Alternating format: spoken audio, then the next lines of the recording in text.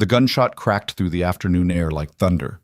And in that frozen moment, Daniel Hayes made a choice that would shatter the boundaries between two worlds. A poor single father with calloused hands and worn shoes threw himself in front of a terrified pregnant woman as death pointed its barrel at her. The bullet meant for her tore through his shoulder, instead painting the sidewalk crimson as strangers screamed and scattered like leaves in a storm. But the woman he saved wasn't just anyone. She was Sophia Lane, heir to a fortune, and her gratitude would transform everything Daniel thought he knew about sacrifice, destiny, and the true meaning of wealth. My friends, this is a story about how one split-second decision on a crowded street corner changed not just two lives, but generations to come. Follow me to the end of this incredible journey, and please comment below which city you're watching from. I'd love to know how far this story of courage has traveled. Daniel Hayes stood at the corner of Madison and Fifth, his weathered hands gripping a paper bag containing the last of his weekly groceries, a loaf of discount bread, peanut butter, 2 cans of soup, and a small carton of milk that would have to last until Friday. The September sun beat down mercilessly on the concrete jungle of downtown, making the asphalt shimmer like water. He checked his phone for the third time, 2:47 p.m. 13 minutes to get back to his apartment before Mrs. Chen, his elderly neighbor, had to leave for her doctor's appointment. She'd been watching Emma, his 7-year-old daughter, since noon, refusing to take a penny for her kindness. "You just focus on finding work, Daniel," she'd said that morning, her wrinkled face creasing into a smile. Little Emma is no trouble at all. But Daniel knew better.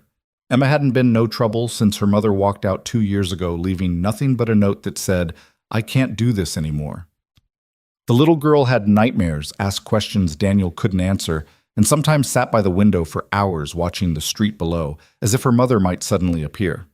The therapist at the free clinic said it was normal that children processed abandonment differently, but knowing that didn't make it easier when Emma woke up crying at 3 in the morning asking why mommy didn't love them anymore.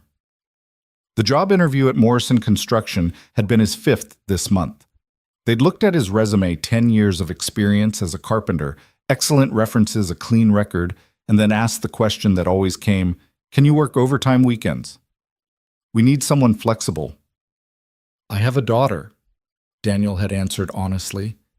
"I can work any hours during the school day, and I can arrange childcare for some evenings, but we'll be in touch." They'd said the same words he'd heard from every potential employer. They never were in touch. As he waited for the crosswalk signal to change, Daniel noticed the woman standing beside him.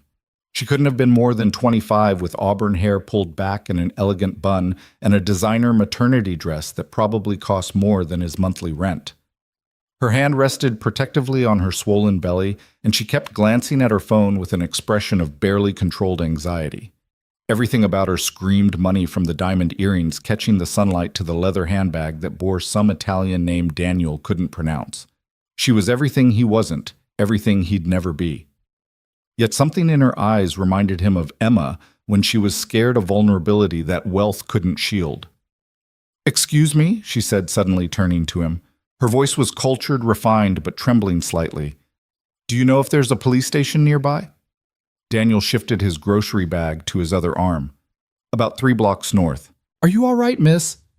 She opened her mouth to answer, then closed it, her eyes darting over his shoulder.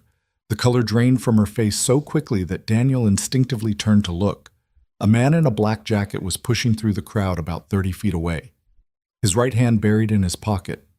His eyes locked on the pregnant woman with an intensity that made Daniel's skin crawl. There was something predatory in his movement, something purposeful and wrong.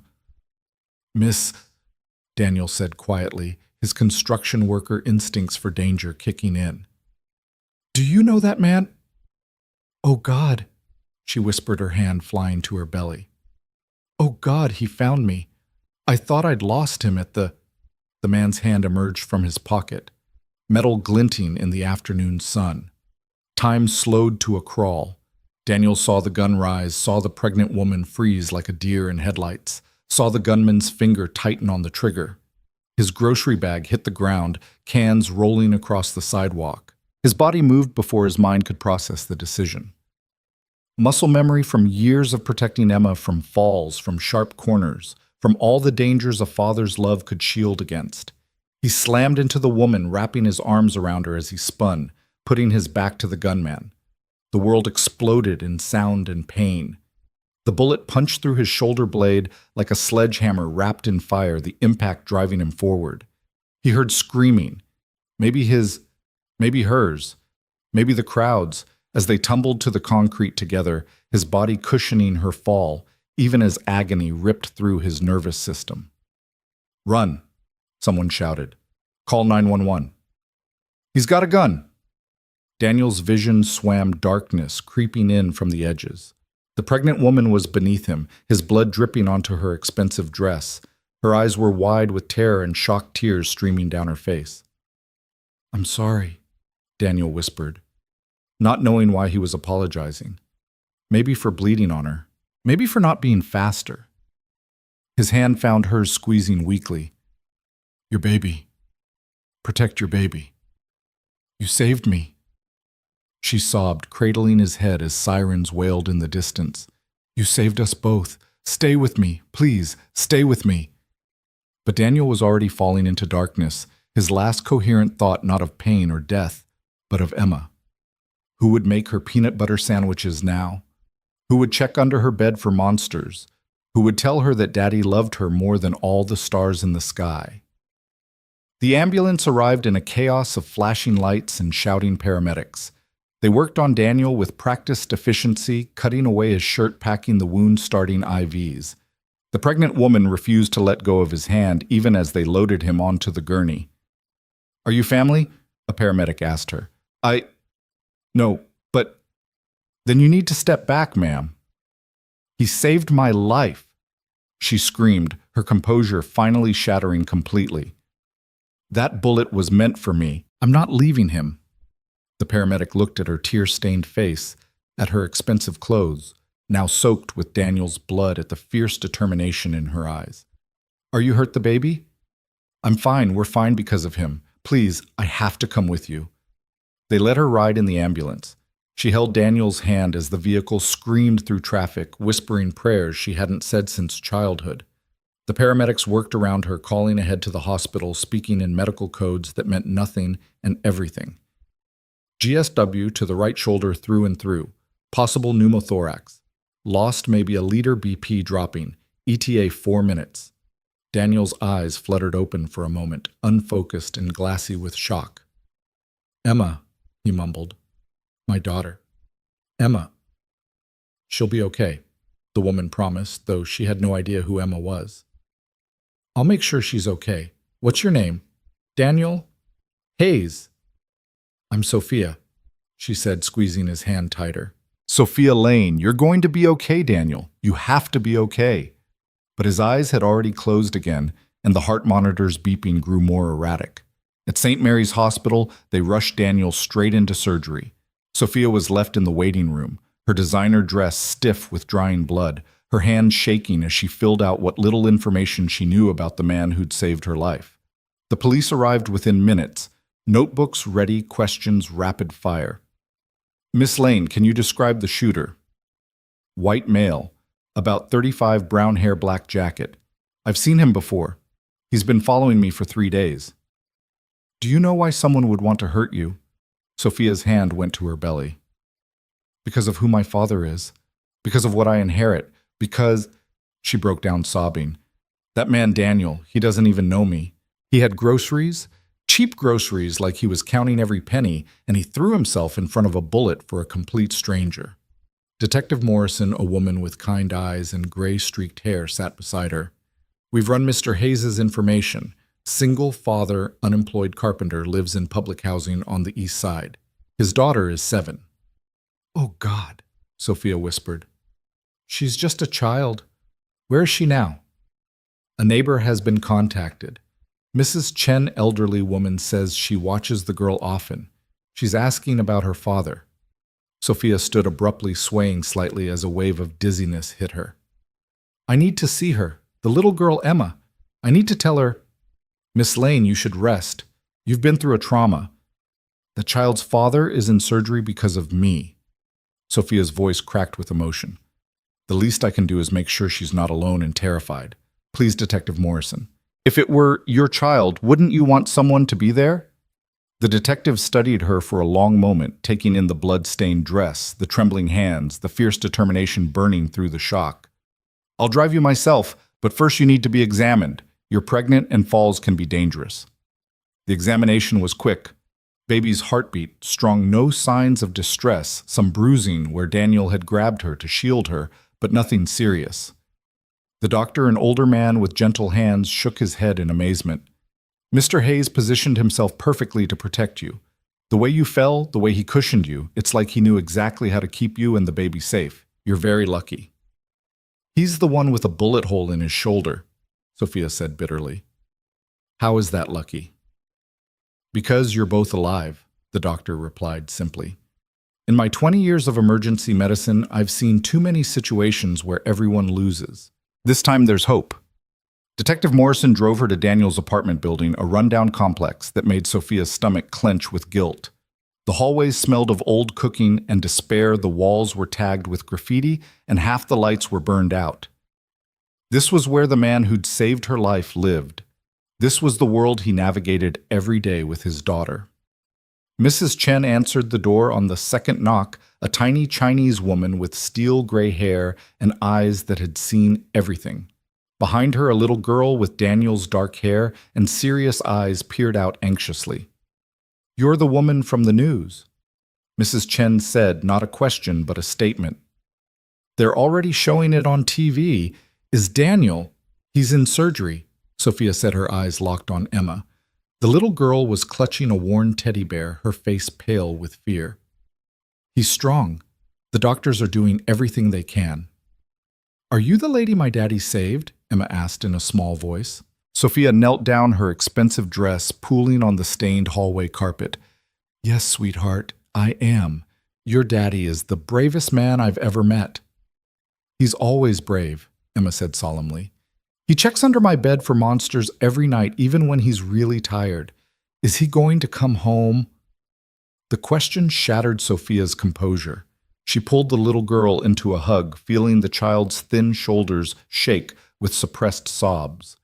"We're going to do everything we can to bring him home, Emma. Everything. And until he's better, I'm going to make sure you're okay. Is that all right?" Emma pulled back slightly, studying Sophia's face with eyes too old for 7. "Daddy says we shouldn't take charity. We make our own way." "This isn't charity," Sophia said firmly. "Your daddy gave me and my baby the most precious gift anyone could give our lives. I'm just trying to say thank you. Will you let me try?" Emma looked at Mrs. Chen, who nodded encouragingly. "Okay," the little girl whispered. "But Daddy won't like it. He's proud." "I know," Sophia said, standing and taking Emma's small hand in hers. "But sometimes being proud means letting people help when you've helped them. Come on, let's go back to the hospital. Your daddy will want to see you when he wakes up." The surgery took 4 hours. 4 hours of Sophia pacing the waiting room with Emma curled up in a chair beside her, the teddy bear clutched tight. 4 hours of Mrs. Chen knitting in the corner, her needles clicking rhythmically like a meditation. 4 hours of news vans gathering outside of reporters trying to get statements of Sophia's phone ringing incessantly with calls from her father's security team, his lawyers, his personal assistant. She ignored them all. Her world had narrowed to this waiting room, this child, this moment. When the surgeon finally emerged, still in his scrubs with fatigue etched into every line of his face, Sophia and Emma both jumped to their feet.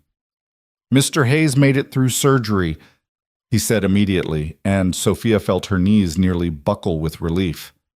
"The bullet did significant damage, fractured his scapula, nicked his subclavian artery, collapsed his right lung. We've repaired what we could, but recovery will be long and difficult. He'll need physical therapy, possibly multiple surgeries. He's lucky to be alive." "Can I see him?" Emma asked in a tiny voice. The surgeon's expression softened. "He's still unconscious, sweetheart, but yes, sometimes hearing familiar voices helps. Just for a few minutes, though." They were led to the ICU, where Daniel lay surrounded by machines that beeped and hummed. He looked smaller, somehow, diminished, his face pale against the white pillows.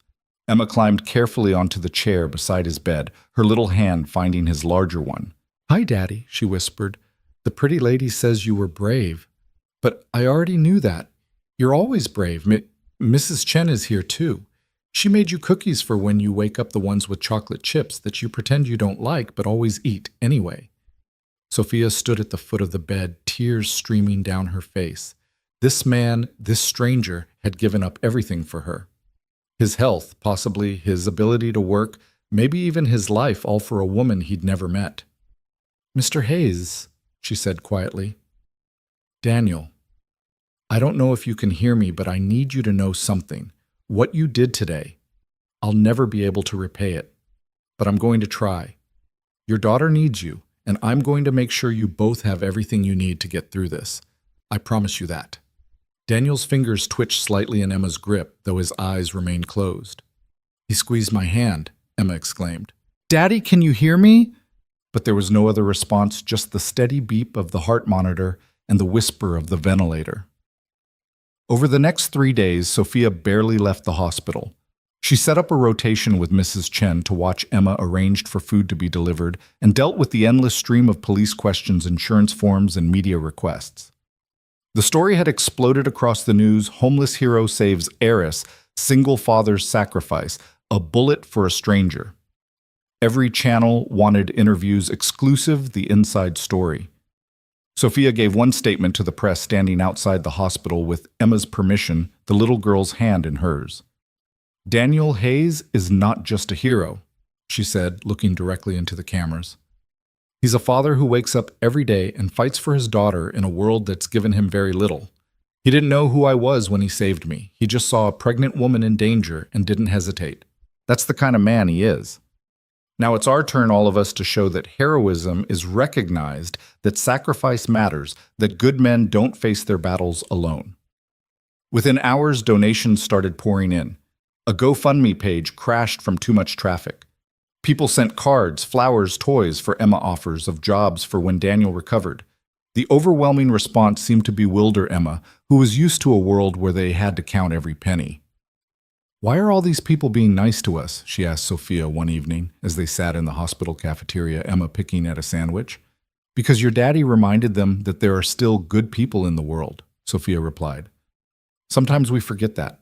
We get caught up in our own problems, our own fears, and we forget that we're all connected.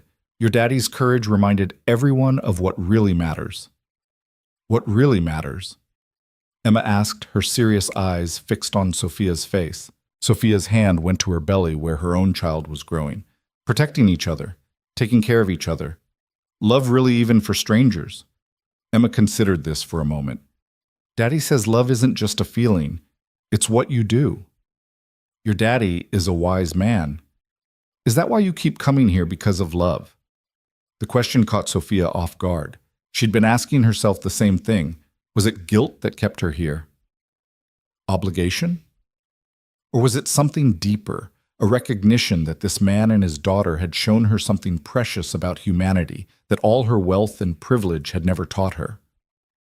"I think," she said slowly, "that when someone saves your life, you become connected to them. Your daddy gave me and my baby a future. The least I can do is make sure he and you have one too." Emma nodded, seemingly satisfied with this answer. "My mommy left because she said love wasn't enough. But Daddy stayed. He always stays.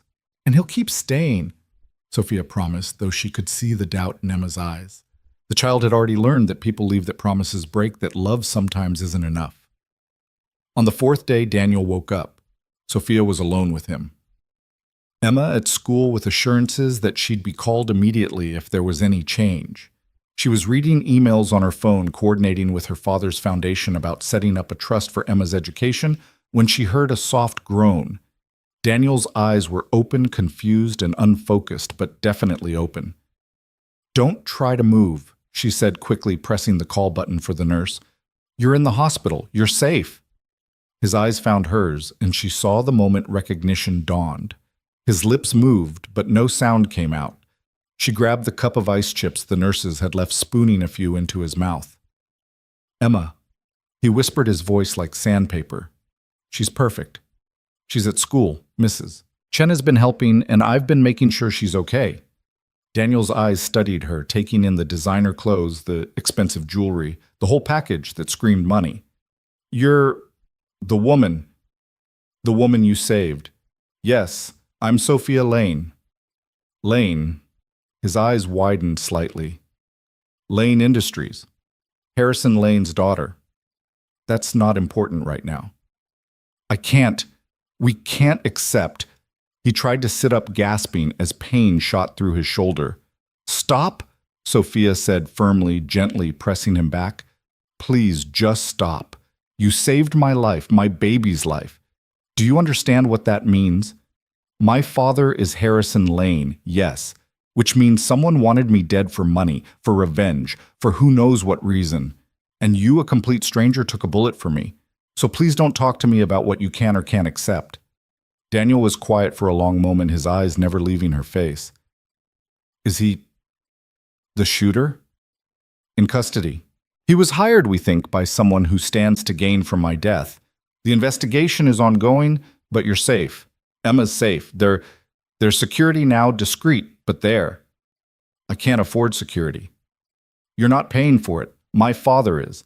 And before you argue, consider this: the man who tried to kill me knows you stopped him. That makes you and Emma potential targets. This isn't charity, Mr. Hayes. It's responsibility. Daniel closed his eyes, and for a moment Sophia thought he'd fallen back asleep. Then he spoke so quietly she had to lean forward to hear him. I didn't even think. I just saw the gun saw you freeze and my body moved, like when Emma was 2 and ran toward the street. You don't think, you just move. That's what makes it heroic, Sophia said softly.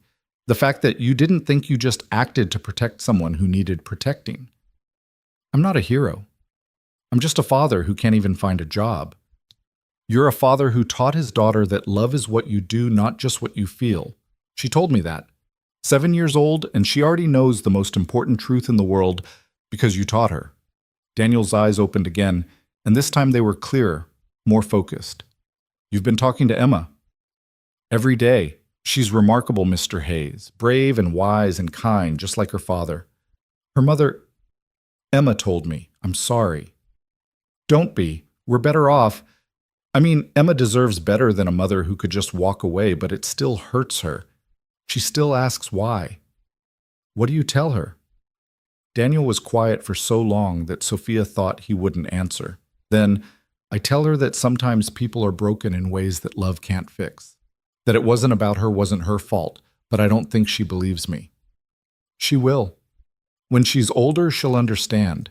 And she'll know that she had one parent who stayed, who fought for her, who threw himself in front of a bullet for a stranger, because that's who he is.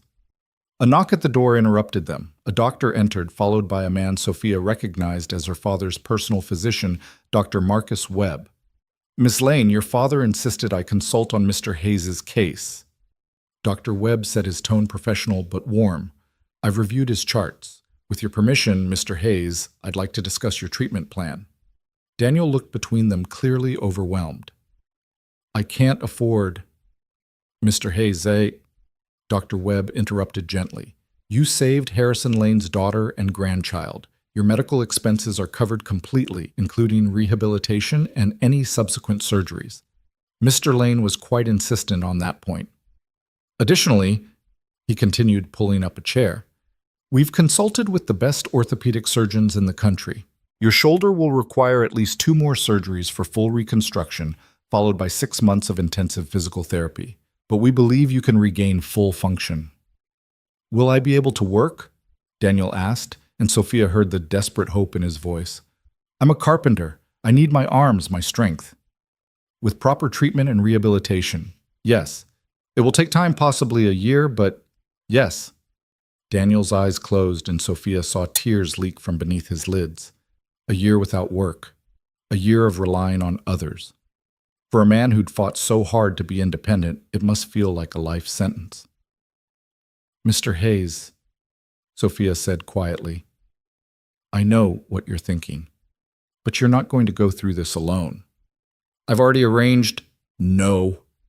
His eyes opened fierce despite the pain medication. No charity. I won't have Emma growing up thinking, well... Thinking what?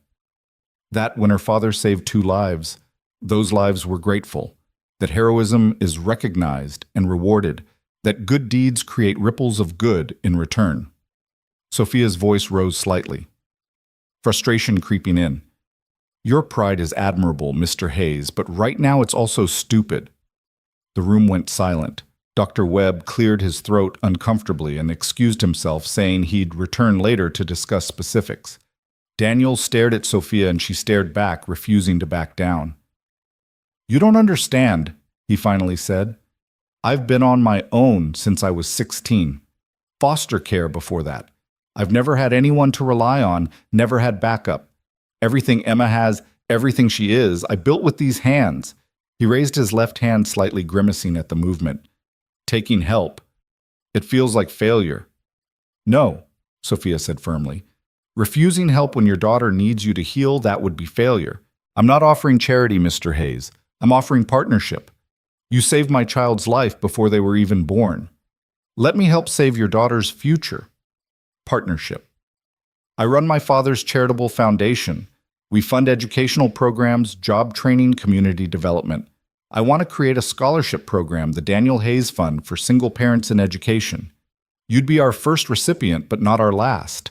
You could go back to school, get your contractor's license, start your own business.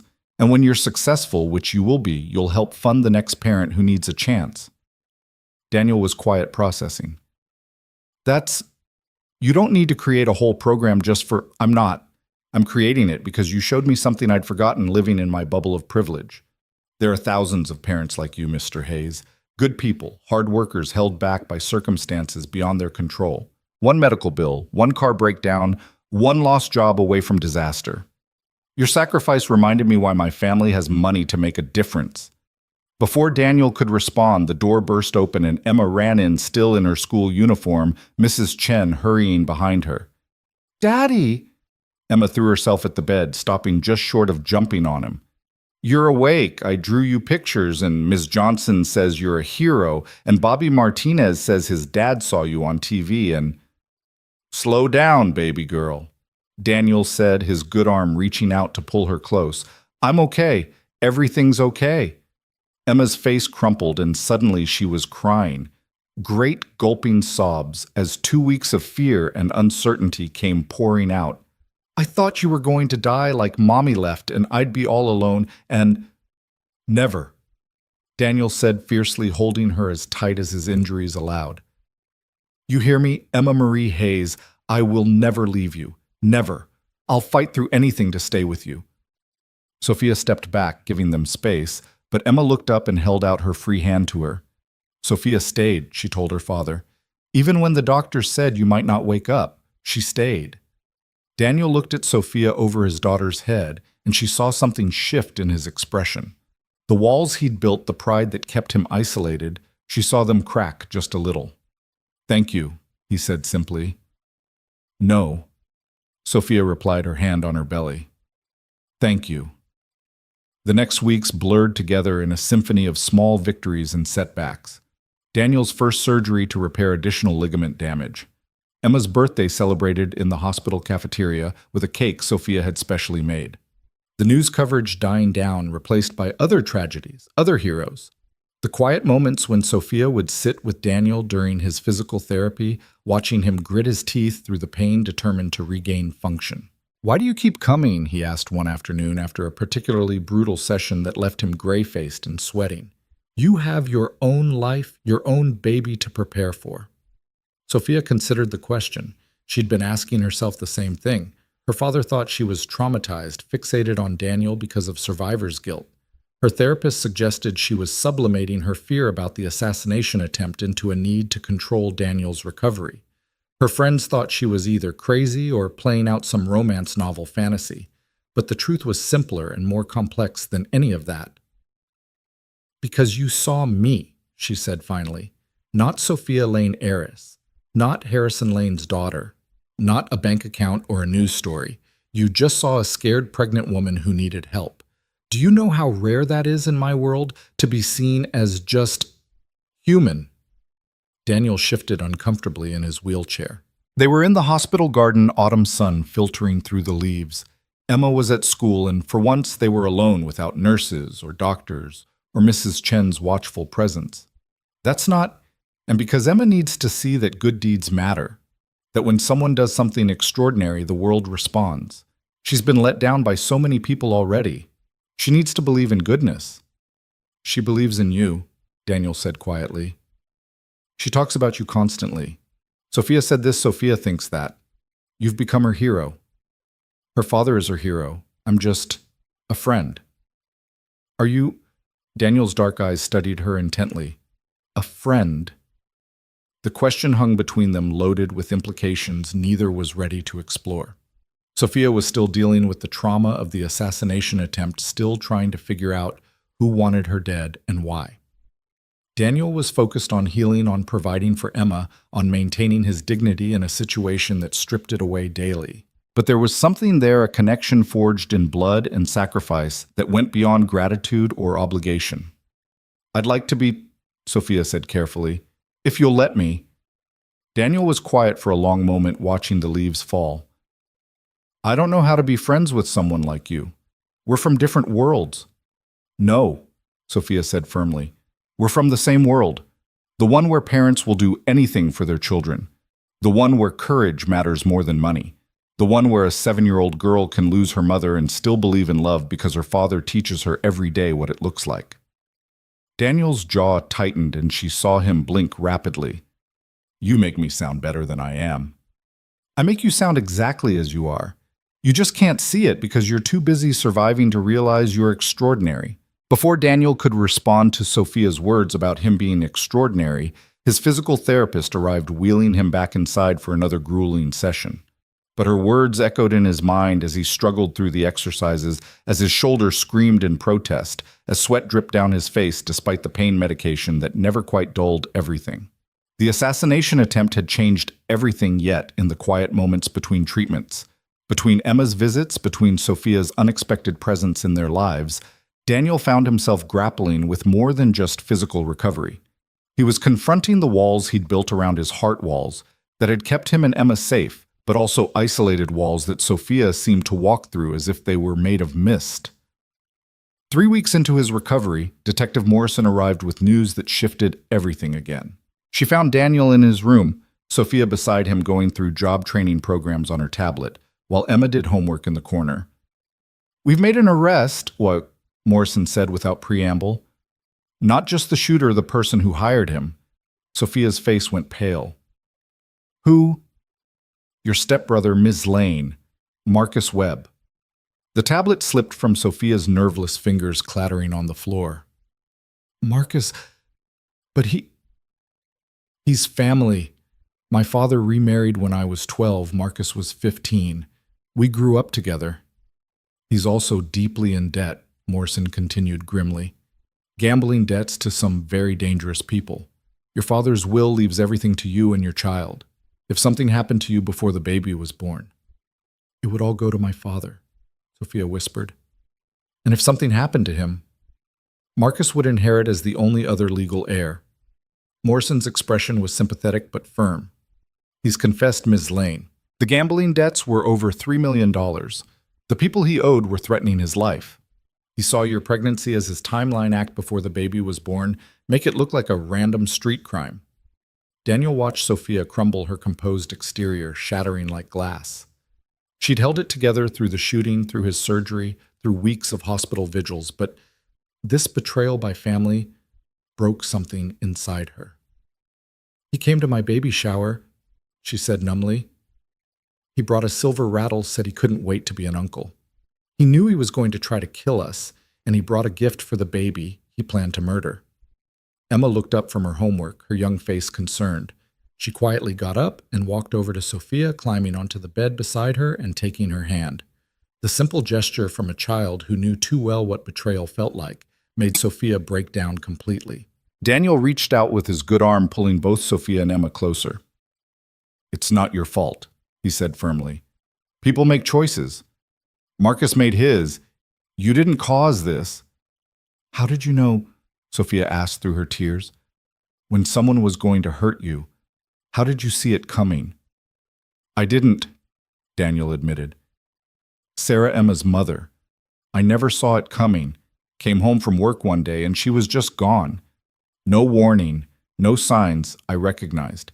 Sometimes the people we trust most are the ones who hurt us deepest. Mommy was sick in her heart, Emma said solemnly. That's what Daddy says. Not sick like a cold, but sick in the way she felt things. It made her leave. That's very wise, Emma, Detective Morrison said gently. She turned back to Sophia. We'll need you to come to the station tomorrow for a formal statement. Your father is already there with his lawyers. My father? Sophia straightened slightly. Does he know about Marcus? He's the one who found the financial records that led us to him. Your father's suspected family was involved and hired private investigators. I'm sorry, Ms. Lane. I know this is difficult. After Morrison left the room, fell into heavy silence. Daniel could feel Sophia trembling beside him, could see Emma watching them both with those two knowing eyes. You need to go home, he said gently to Sophia. Talk to your father. Deal with this. I can't, Sophia whispered. That house, knowing Marcus was there planning, I can't go back there. Then stay, Emma said simply. Daddy and I don't have much room, but when we get out of here, you can stay with us. Right, Daddy? Daniel's heart clenched at his daughter's innocent offer. Their apartment was barely big enough for the two of them in a building Sophia wouldn't normally even drive through. But Emma was right. Sometimes home wasn't about space or luxury. It was about feeling safe. Emma, Ms. Lane has her own home. No, Sophia interrupted. Emma's right. Home is where people don't try to kill you for money, where little girls do their homework while their fathers fight through pain, where neighbors like Mrs. Chen bring cookies and gossip and never ask for anything in return. She looked at Daniel, her eyes still wet with tears but fierce with determination.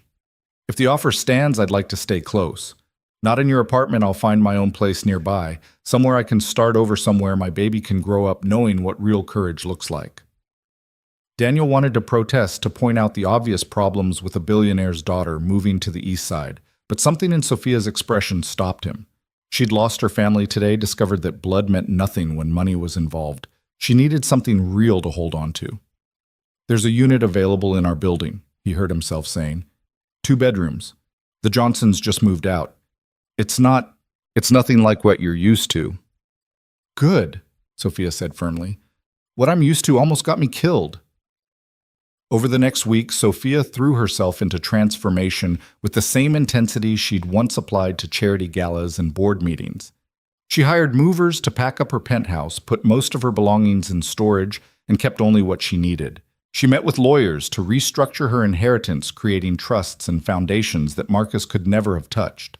She visited Daniel every day, but now there was a different energy to her presence, not the desperate gratitude of a saved victim, but the determined rebuilding of a survivor. You're running, Daniel said one afternoon, watching her direct furniture delivery to her new apartment via video call on her phone. You don't have to live like us to prove something. I'm not running, Sophia corrected, wincing as she watched the mover struggle with a crib up the narrow stairs. I'm choosing. For the first time in my life, I'm choosing based on what I want, not what's expected. Do you know what it's like to have every decision made for you? What school to attend, who to date, where to live, what charity to support. Even this baby. She touched her belly. The father was someone my dad approved of. Investment banker, good family, perfect on paper. When I told him I was pregnant, he offered to pay for it to go away because a baby would interfere with his promotion timeline. Daniel's jaw tightened. Where is he now? London. We ended things months ago. He doesn't even know someone tried to kill me. Probably wouldn't care if he did one less complication. She smiled bitterly. Marcus wasn't the only one who saw me as a bank account. He was just the only one willing to kill for it. That's not true, Daniel said quietly. Emma doesn't see you that way. Mrs. Chen doesn't. I don't. No, Sophia agreed, her expression softening. You saw a pregnant woman who needed help. That's all. That's everything. Daniel's second surgery was scheduled for the following Monday. The surgeon, Dr. Webb, explained it would be more complex than the first, requiring grafts to repair tendon damage. Recovery would be longer, more painful. Emma clung to him the night before, afraid to let go. What if something goes wrong? She whispered into his chest. What if you don't wake up like last time? I'll wake up, Daniel promised, stroking her hair. I've got too much to wake up for. You for starters, Mrs. Chen's cookies, seeing you graduate from second grade next month. And Sophia? Emma asked innocently. Will you wake up for her too? Daniel's hand stilled. Emma. She likes you, Daddy. Not like the nurses who think you're handsome. She likes you like you're important. We're friends, baby girl. She's grateful because... No, Emma interrupted with the startling clarity children sometimes possessed. She looks at you the way you used to look at Mommy before Mommy got sick in her heart, like you're worth looking at. Daniel didn't know how to respond to that. The truth was he'd been trying not to notice the way Sophia's presence had become essential to his days, the way her smile made the pain more bearable, the way she challenged him and comforted him in equal measure. She was carrying another man's child, dealing with family betrayal, living in a world so far removed from his own that they might as well be from different planets. Whatever Emma thought she saw was impossible. But that night, as he lay in his hospital bed, unable to sleep before surgery, Sophia appeared in his doorway. She was wearing jeans and a sweater instead of her usual designer clothes, her hair pulled back in a simple ponytail, her face free of makeup. She looked younger, vulnerable, real. Can't sleep either, she asked softly. Pre-surgery jitters, he admitted. The baby's doing gymnastics. She moved into the room, settling into the chair beside his bed. Plus, I needed to tell you something, in case nothing's going to go wrong tomorrow. I know, but still. She took a breath. My father came to see me today. He offered to buy me a house anywhere I wanted, higher security, make sure I never had to worry about anything again. He meant well. He always means well. But all I could think was that I'd rather be in that tiny apartment next to yours, where Emma does homework at your kitchen table and Mrs. Chen complains about the stairs, than in any mansion he could buy. Sophia, I'm not finished. She leaned forward, her eyes intense in the dim light. You asked why I keep coming here. The truth is, I've been trying to figure that out myself. It started as guilt, then gratitude, then friendship. But somewhere along the way, it became something else. You and Emma, you've shown me what courage really looks like. Not grand gestures or dramatic sacrifices, but getting up every day and choosing to keep going, to keep loving, even when the world gives you every reason to stop. Daniel's heart was racing, the monitors betraying his agitation. You're emotional. The pregnancy, the trauma, Marcus. Don't, Sophia said sharply. Don't dismiss what I'm feeling. I've had people manage my emotions my whole life. I know what I feel, Daniel. I'm falling in love with you, with your strength, your pride, your frustrating stubbornness, with the way you read Emma the same story 3 times when she can't sleep, with the way you fight through pain without complaining, with the man who saw a stranger in danger and didn't hesitate. The room fell silent except for the steady beep of machines. Daniel stared at her, this woman who'd upended his carefully controlled life, who'd brought chaos and possibility in equal measure. I'm nobody, he said finally. A broke single father who can't even work. I'm the woman whose life you saved, the woman who watches you with your daughter and sees what kind of man you really are. The woman who's choosing to raise her child in a tiny apartment in a rough neighborhood because that's where real love lives. She stood leaning over to kiss his forehead gently. You don't have to say anything, just survive tomorrow. Wake up. That's all I need. She left before he could respond, leaving him alone with the thundering of his heart and the impossible hope blooming in his chest. The surgery was longer than expected. Complications arose, scar tissue from the bullet wound, unexpected nerve involvement. Emma sat in the waiting room with Sophia and Mrs. Chen doing her homework with determined focus, as if normal activities could guarantee normal outcomes. He's strong, Mrs. Chen said for the 10th time, her knitting needles clicking rhythmically. Strongest man I know. I know, Sophia replied, her hand on her belly where her baby kicked restlessly. But strong people break too. Not Daniel, Emma said firmly, not looking up from her math worksheet. Daddy bends, but he doesn't break. He told me that. Like the buildings he used to build, they sway in earthquakes, but they don't fall down. 7 hours. 7 hours of surgery, of waiting, of Emma's quiet faith and Sophia's silent prayers, and Mrs. Chen's endless knitting. When Dr. Webb finally emerged exhausted but smiling, they all stood as one. "He did beautifully," the doctor said immediately. "We were able to repair more damage than anticipated. The nerve involvement was tricky, but we believe we've restored full function. Recovery will be long, but his prognosis is excellent." Emma burst into tears of relief, throwing herself into Sophia's arms. Mrs. Chen muttered prayers in Mandarin, her weathered hands clasped together. Sophia held Emma tight, her own tears falling freely. "Can we see him?" Emma asked. "He'll be unconscious for several hours, but yes, briefly." In recovery, Daniel looked even more vulnerable than before. His shoulder, completely immobilized, tubes and wires everywhere. Emma climbed carefully onto the bed beside him, whispering about her math test and the new boy in class who ate paste. Sophia stood back watching them, her heart so full it hurt. "He loves you, you know," Mrs. Chen said quietly beside her. "He just doesn't know how to love someone who doesn't need him." "Everyone needs love," Sophia replied. "Yes, but Daniel needs to be needed. It's how he shows love, by being necessary. You have to teach him that wanting someone is just as important as needing them." The old woman's wisdom hit deep, and Sophia found herself thinking about it over the next weeks as Daniel recovered. He was frustrated by his limitations, angry at his dependence, pushing himself too hard in physical therapy. He was pulling away from her, rebuilding the walls she'd thought were coming down. "You should find a better place," he said one afternoon, 2 weeks post-surgery. "This neighborhood isn't safe for you and the baby." "We've been fine," Sophia countered. She was 8 months pregnant now, moving slower but still coming to every therapy session. "Emma walks me home from the bus stop every day. Mrs. Chen teaches me to cook.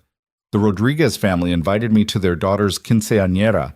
I'm more at home here than I ever was in my penthouse." "This isn't your world, Sophia." "No, then what is my world? The one where my stepbrother tried to murder me, where my ex-boyfriend saw our child as an inconvenience, where people smile at my face while calculating my net worth." She moved closer, awkward, with her belly between them. "This is my world now, Daniel, the one I choose. The one where people share what little they have instead of hoarding what they don't need. The one where you exist." "I'm your charity case," he said bitterly. "Your project. Save the poor single father feel better about your privilege."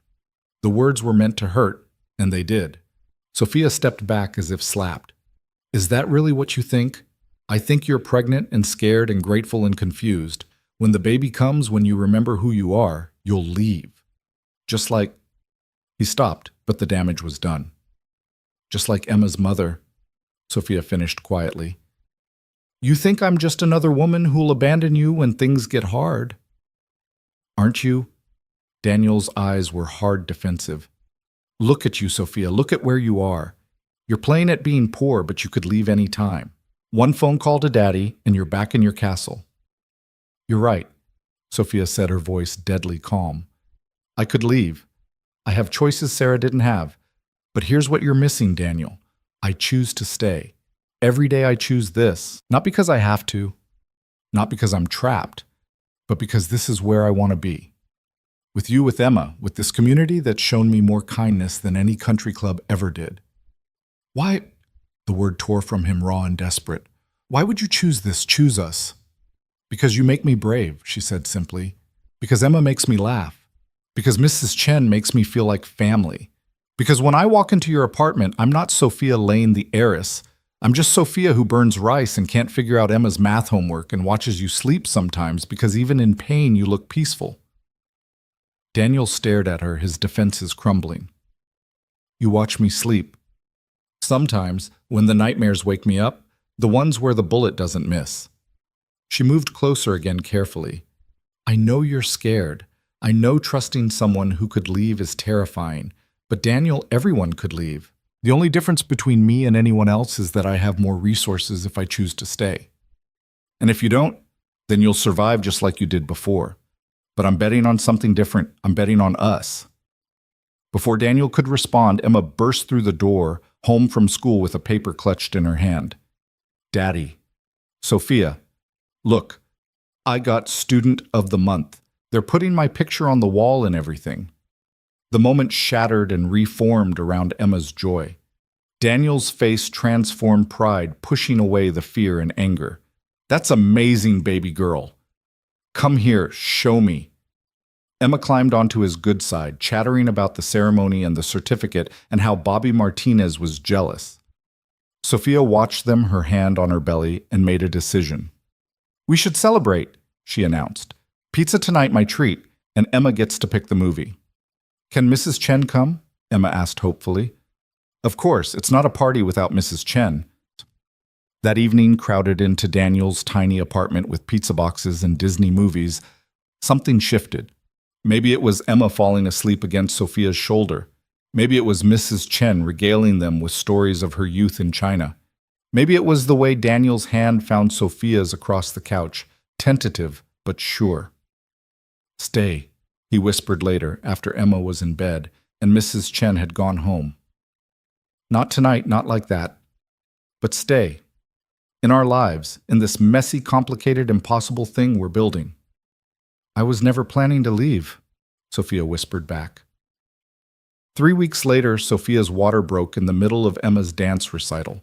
She tried to hide it at first, not wanting to disrupt Emma's big moment, but Daniel noticed her grip tightening on his good hand, saw the way she was breathing carefully through her nose.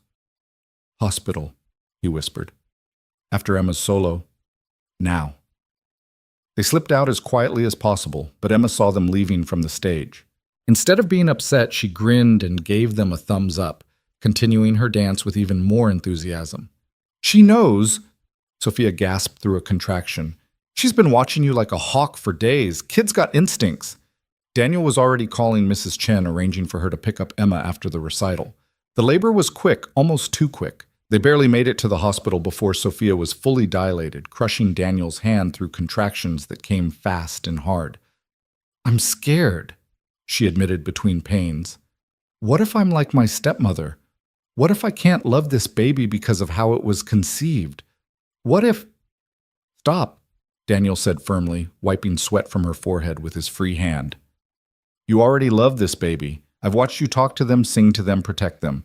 You're going to be an amazing mother. How do you know? Because you chose to be, just like you chose us. Just like you choose every day to be more than what was expected of you. The baby came with the dawn screaming and perfect, a daughter with Sophia's nose and her father's dark hair. Sophia cried as they placed the baby on her chest, overwhelmed by the fierce love that flooded through her.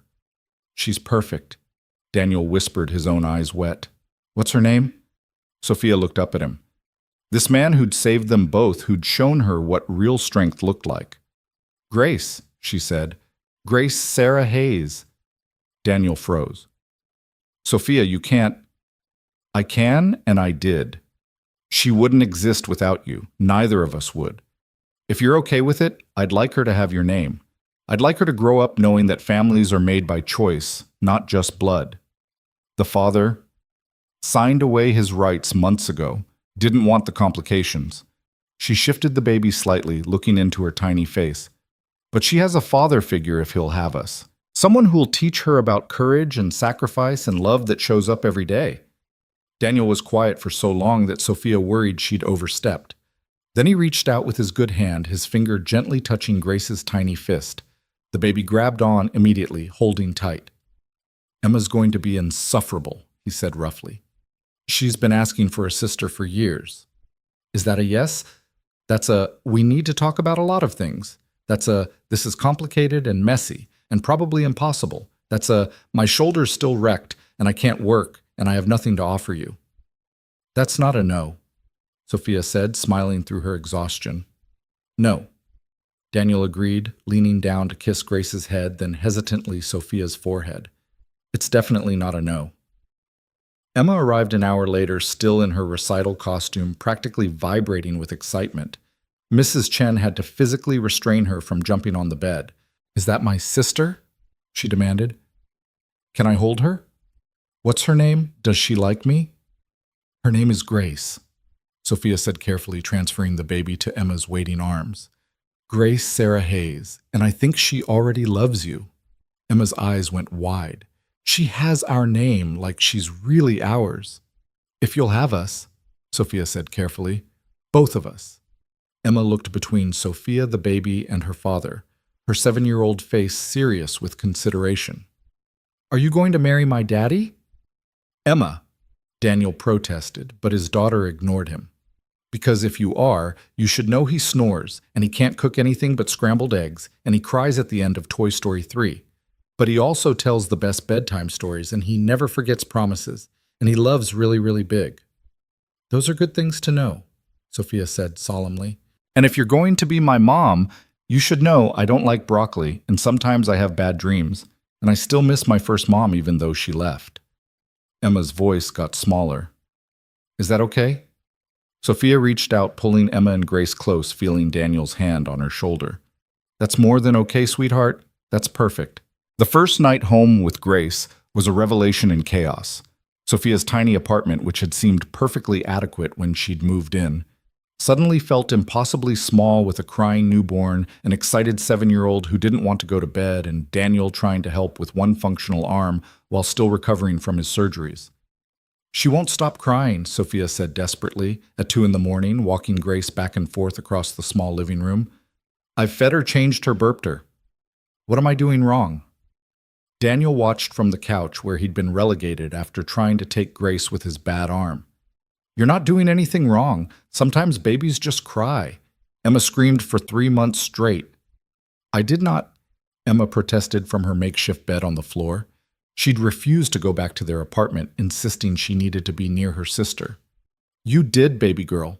Your mom and I took shifts walking you around the parking lot at 3 a.m. because it was the only thing that calmed you down.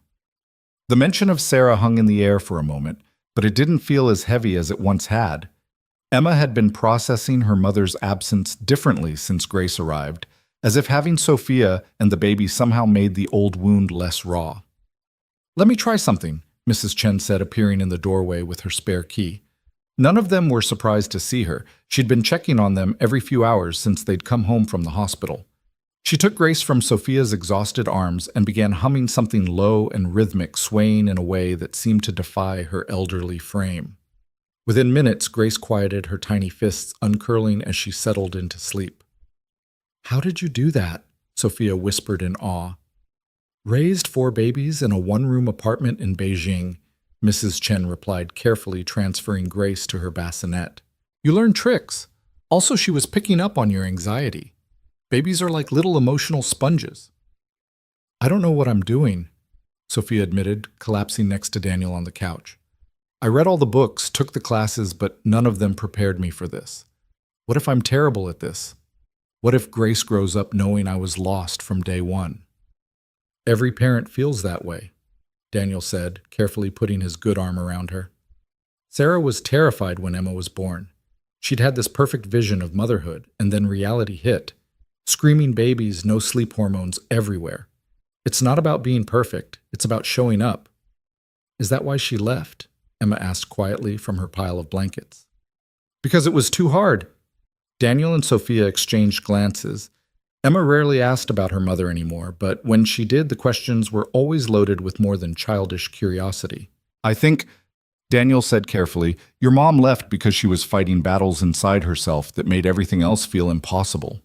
It wasn't about you being too hard to love Emma. It was about her not knowing how to love herself. Do you think she ever thinks about me? I'm sure she does, Sophia said, moving to sit beside Emma on the floor. How could she not? You're amazing. But thinking isn't the same as staying, Emma said with that devastating clarity she sometimes possessed. No, Daniel agreed. It's not. But that's why we hold on tight to the people who do stay. Emma looked at Grace sleeping peacefully in her bassinet, then at Sophia and her father. We're staying, right? All of us. All of us. Sophia confirmed, pulling Emma close.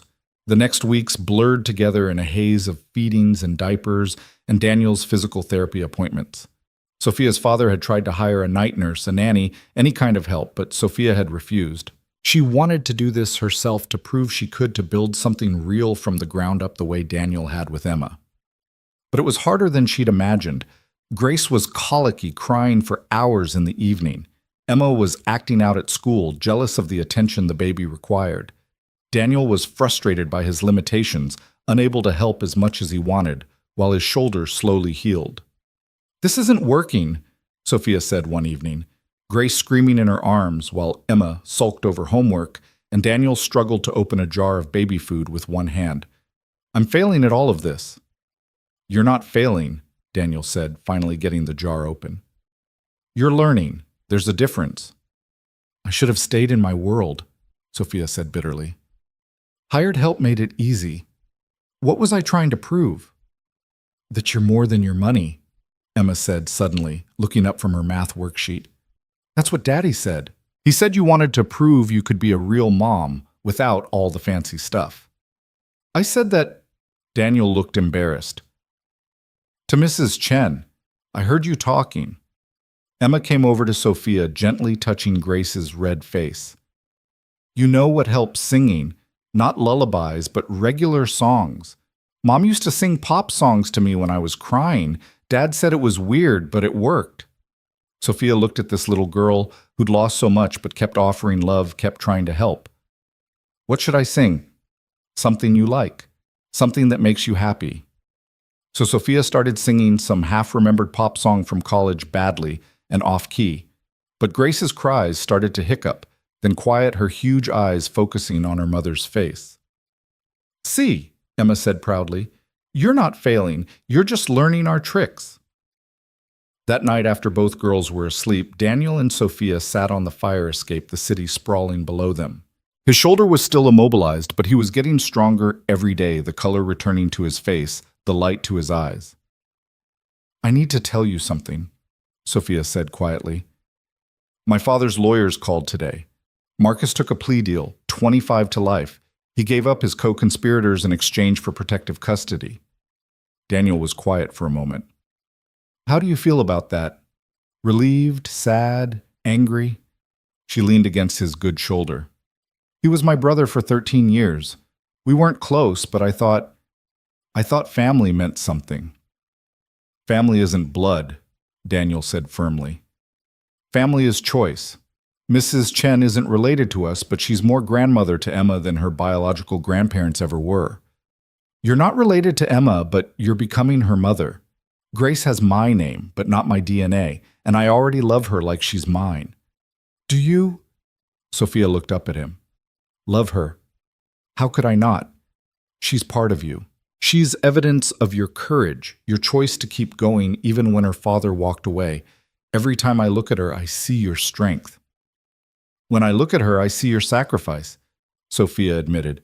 Without you, she wouldn't exist. That bullet would have found us both. They sat in comfortable silence, the city noise a distant symphony below them. Then Daniel spoke, his voice careful and measured. My shoulder's getting better. Doc says maybe 3 more months of PT and I can start light work. I've been thinking about what comes next. And I can't go back to construction, not the heavy stuff anyway. But I've been talking to a guy about furniture making, custom pieces, restoration work. It's delicate enough that my shoulder can handle it, and the pay's decent once you build a client base. That sounds perfect, Sophia said enthusiastically. You're so good with your hands, and Emma says you used to whittle little animals for her. The thing is, I'd need startup money, tools, workspace materials. I've never taken a loan in my life, always paid cash for everything, but I'm thinking maybe it's time to bet on myself. I could, Sophia started, but Daniel cut her off. No, I need to do this myself, or at least the traditional way. Bank loan, business plan, the whole thing. I need to know I can still provide, still be the man Emma deserves. The man you both deserve. Daniel, you don't have to prove anything. Yes, I do. To myself, if no one else. I've spent 2 years scraping by telling myself it was temporary, that something would change. Then you came along and everything did change. But I can't be the guy who lives off his girlfriend's money. I need to be a partner, not a project. Sophia wanted to argue, to point out that money was just a tool, that his pride was getting in the way of practicality. But she understood pride. She'd walked away from her father's fortune to prove something too. Okay, she said simply. But I have conditions. Conditions. First, you let me be your first customer. I need furniture for the apartment anyway, and I want pieces with a story. Second, you let me help with the business plan. I may have walked away from my trust fund, but I still know how to make a proposal that banks will love. Third, you stop calling me your girlfriend and admit what we really are. Which is, Sophia turned to face him, fully careful of his shoulder. We're a family, Daniel. Messy and complicated and unconventional, but a family. Grace has your name. Emma calls me Mom when she thinks I'm not listening. Mrs. Chen refers to us as the Hayes family, to everyone in the building. The only people not admitting it are us. Daniel's good hand came up to cup her face, his thumb tracing her cheekbone. You know what admitting it means, right? It means I'm all in. It means I fight for us the way I fight for Emma. It means when things get hard, and they will, we work through it instead of walking away. I know, Sophia whispered. It means choosing each other every day, even when it's difficult, especially when it's difficult. Is that what you want? A broken-down carpenter with a sketchy shoulder and more baggage than an airport. I want the man who jumped in front of a bullet for a stranger, the father who reads 3 bedtime stories even when he's exhausted. The neighbor who fixes Mrs. Chen's leaky faucet without being asked. I want you, Daniel Hayes, exactly as you are. He kissed her, then their first real kiss, careful and tender and full of promise. When they pulled apart, both were breathless. I love you, he said simply. I've been fighting it, telling myself it was too soon, too complicated, too everything. But I love you, Sophia Lane. I love you too, she replied. And just so we're clear, I'm keeping Lane professionally. The foundation is doing too much good to rebrand now. But personally, I think Sophia Hayes has a nice ring to it. Eventually, when you're ready. When we're ready, he corrected. This is a partnership, remember. A cry from inside interrupted them. Grace was awake and hungry. But as they climbed back through the window, Daniel helping Sophia with his good arm, neither felt the exhaustion that had been weighing them down. They felt like what they were, a family, finding its rhythm. The next morning brought unexpected challenges. Emma woke up with a fever. Grace had a diaper rash that made her scream at every change, and the apartment's hot water heater chose that exact moment to break. By noon, everyone was miserable. I'll call a plumber, Sophia said, reaching for her phone. No need, Daniel said, grabbing his toolbox. I can fix it. With one arm. I'll manage. Emma, baby girl, you stay in bed. Sophia, can you handle both girls for an hour? Of course, Sophia said with more confidence than she felt. But as Daniel disappeared to wrestle with the water heater, Grace started crying again, and Emma called weakly from the bedroom that she felt sick.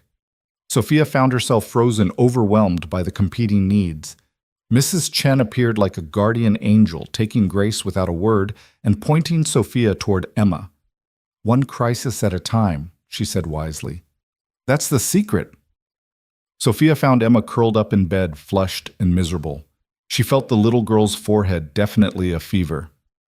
My tummy hurts, Emma whimpered. I know, sweetheart. Let's get you some medicine and crackers, okay? Mom used to make special tea when I was sick, Emma said, then caught herself. I mean, my first mom.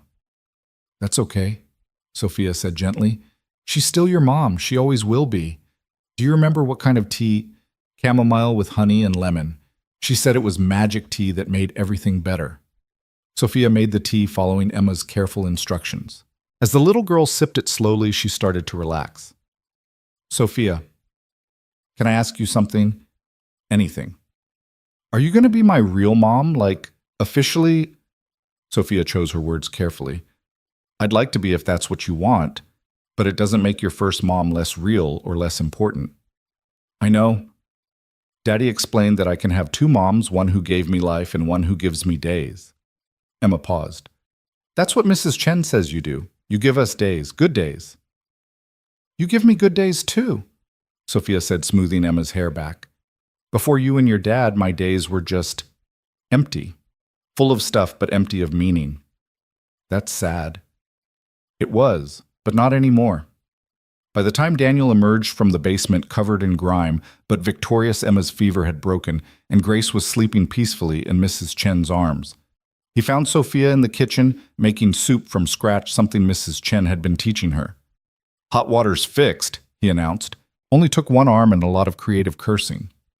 My hero, Sophia said, standing on her toes to kiss his cheek, avoiding the grease smudges. Emma's feeling better. Your magic tea recipe worked. Sarah's recipe. Daniel corrected, then paused. Is that weird? Talking about her. No, she's part of your story, part of Emma's story. We don't have to erase her to move forward. Daniel pulled her close with his good arm. How did you get so wise? I had good teachers. A little girl who sees the world clearly, an elderly woman who's lived through everything, and a man who shows me every day that strength isn't about being perfect, it's about keeping going. Speaking of keeping going, Mrs. Chen interrupted from the doorway, this baby needs her mother, and I need my afternoon nap. As Sophia took Grace, Mrs. Chen patted Daniel's good shoulder. You chose well, both of you. Not many would fight this hard to build something real. That evening, with Emma feeling better and Grace finally settled, they received an unexpected visitor. Harrison Lane stood in their doorway, his expensive suit making him look like he'd been teleported from another world. Daddy, Sophia said, shocked. He'd never come to the building before, always sending cars or meeting her elsewhere. I needed to see where you're living, he said, his eyes taking in the small apartment, the second-hand furniture, the toys scattered on the floor. To understand. Understand what? Why my daughter, who could have anything, chooses this. Daniel stepped forward protective despite his injury. Mr. Lane, you must be Daniel. Harrison extended his hand. The man who saved my daughter's life. They shook hands. Daniel wary Harrison assessing. I came to say thank you, Harrison continued, and to apologize. I've been trying to force Sophia back into her old life, not understanding that she's building something new. He looked around again, his gaze landing on Emma peeking out from behind the bedroom door. Something real. Would you like some coffee, Mr. Lane? Daniel offered, surprising everyone, including himself. I'd like that very much. As they sat around the small kitchen table, Grace and her bouncer and Emma gradually creeping closer to investigate this grandfather figure, Harrison told them something unexpected. I grew up poor, he said simply. Poorer than this. My father worked 3 jobs my mother took in laundry. I built my empire because I never wanted to feel that helpless again. But somewhere along the way, I forgot that the best parts of my childhood weren't about what we didn't have. They were about what we did. Family dinners at a cramped table, my mother singing while she worked, my father teaching me to fix things with my hands. Is that why you're really here? Sophia asked. I'm here because I'm dying, Harrison said quietly. The words fell like stones into still water ripples spreading through the room. What? Sophia gasped. Pancreatic cancer, stage 4. My doctors give me 6 months, maybe 8 with treatment. He held up a hand as Sophia started to speak. I've known for 3 months. I didn't want to tell you while you were pregnant, and then with everything that happened with Marcus. Dad, no. Sophia whispered, tears streaming down her face. It's okay, sweetheart. I've made my peace with it, but I realized I was trying to force you back into my world because I was afraid of dying without making sure you were secure. I forgot that security isn't about money. It's about this. He gestured around the table. It's about people who love you without conditions. Daniel reached for Sophia's hand under the table, squeezing tight. There are things we need to discuss, Harrison continued. The company, the foundation, the trusts, but not tonight. Tonight I just want to sit with my daughter and meet the family she's chosen. Emma, who'd been listening with wide eyes, suddenly spoke up. Are you sick like my first mom was sick? Harrison looked at the little girl with surprise. No, sweetheart. My body is sick, not my heart or mind. That's good, Emma said solemnly. Body sick can be fixed sometimes. Heart sick is harder. You're very wise for someone so young. I've had to be, Emma said simply. And something in Harrison's expression shifted, recognizing a kindred spirit. They talked until late. Harrison sharing stories of Sophia's childhood that made her blush. Daniel talking about his furniture plans with Harrison, offering business advice, Emma showing off her drawings while Grace slept peacefully through it all. As Harrison prepared to leave, he pulled Daniel aside. Take care of them, he said quietly. I know you will, but I needed to say it. The money will always be there, I've made sure of that, but what you're giving them is worth more. What's that? A chance to be normal, to be loved for who they are, not what they have. That's a gift I could never give my daughter. After he left, Sophia broke down completely sobbing in Daniel's arms while Emma hugged her legs, and even Grace seemed to sense the sadness fussing quietly. 6 months, Sophia gasped. Maybe 8. It's not enough time. It never is, Daniel said, holding her tight. But we'll make them count, every day, every moment. How do you do it? She asked. How do you keep going when you know loss is coming? You focus on what you have, not what you're losing. You make memories. You say the important things. You love harder than the pain. Over the next weeks, Harrison became a regular presence in their lives. He'd show up for Sunday dinners, bringing desserts from expensive bakeries that Emma devoured. He taught Daniel about investment and business planning. He held Grace for hours, whispering stories about her mother as a baby. He and Mrs. Chen developed an unexpected friendship, bonding over their shared experiences of building something from nothing. He's not what I expected, Daniel admitted to Sophia one evening as they watched Harrison teach Emma chess on a board he'd carved himself as a boy. He never was, Sophia replied. The media sees Harrison Lane billionaire, but I remember him teaching me to ride a bike, staying up all night when I had chickenpox crying at my college graduation. The money complicated everything, but underneath he was always just Dad. Do you regret walking away from it? No, because I didn't really walk away. I just chose what parts to keep. The foundation does good work. That's his legacy I want to continue. But this life, our life, this is what I choose for myself. Daniel's business plan was approved by the bank 3 weeks later with a loan that would let him rent a small workshop and buy basic equipment. Harrison had offered to invest, but Daniel had politely declined needing to do this on his own terms. Harrison respected that, though he did become Daniel's first official customer, commissioning a dining table for his apartment. I want something that will outlast me, he said simply. Something Grace can inherit that has both her father's hands in it. Daniel threw himself into the work, his shoulder finally healed enough for light labor. He spent long hours in the workshop crafting not just a table, but a work of art, each joint perfect, each surface smooth as silk. Emma would do her homework at the workbench while he worked Grace in her carrier nearby, Sophia bringing dinner so they could eat together. This is nice, Emma said one evening, looking around the sawdust-covered space. It feels like home. A workshop feels like home, Sophia asked, amused. No being together feels like home, doesn't matter where. The truth of it hit them all. Home wasn't a place, it was this constellation of people who'd chosen each other despite the odds. Harrison's health declined faster than expected. By month 4, he was in hospice care, but still sharp, still fighting. Sophia spent every possible moment with him bringing Grace, including Emma, making sure he knew he was loved.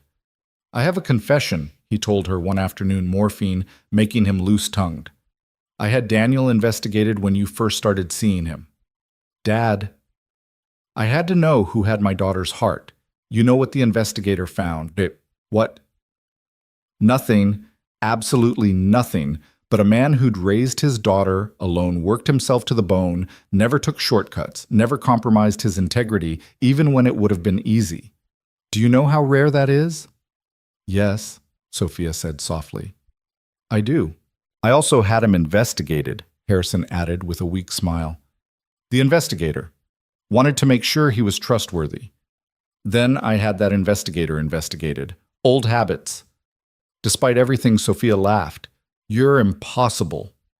I'm thorough. There's a difference. Which reminds me there's something I need to tell you about the will. Dad, we don't need to. Yes, we do. I've left the company in trust for Grace and any other children you have. The foundation goes to you to run as you see fit, but there's also something for Daniel and Emma. Dad, Daniel won't accept. He will because it's not charity. It's an investment in his business structured as a loan with favorable terms. He can pay it back over 30 years if he wants proved to himself he earned it. And Emma gets an education trust that can only be accessed for school expenses. See, I can be sneaky too. He'll see right through it. Of course he will. But he'll also see that I'm trying to respect his pride while taking care of my family. All my family. Harrison died on a Tuesday morning with Sophia holding one hand and Daniel holding the other. Emma and Grace nearby with Mrs. Chen. He went peacefully looking at Grace one last time and whispering, "She has your mother's eyes, but your fighter's heart. She'll change the world." The funeral was a strange affair, billionaires and blue-collar workers side by side, the elite of society mixing with Daniel's construction friends and the families from their building. Emma gave a speech that made everyone cry, talking about how Mr. Harrison taught her chess and told her she was smart enough to beat anyone. He said being smart wasn't about knowing everything, she said, standing at the podium in her best dress. It was about learning from everyone. He learned stuff from my dad about building things, and from Mrs. Chen about making tea, and from me about Pokemon. He said every person was a teacher if you listened right. Afterwards, at the reception, Sophia had insisted on holding in their neighborhood community center instead of some fancy hotel people who would never normally speak found themselves in conversation. Harrison's business partners learned about Daniel's furniture from his construction buddies.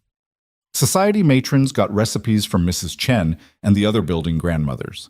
Boundaries blurred, walls came down, and Harrison's final lesson became clear: connection mattered more than class.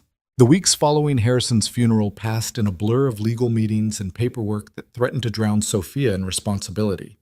She found herself CEO of a foundation with $1 billion endowment executor of an estate that made headlines in financial newspapers, and still a new mother trying to figure out how to balance Grace's feeding schedule with board meetings she couldn't postpone.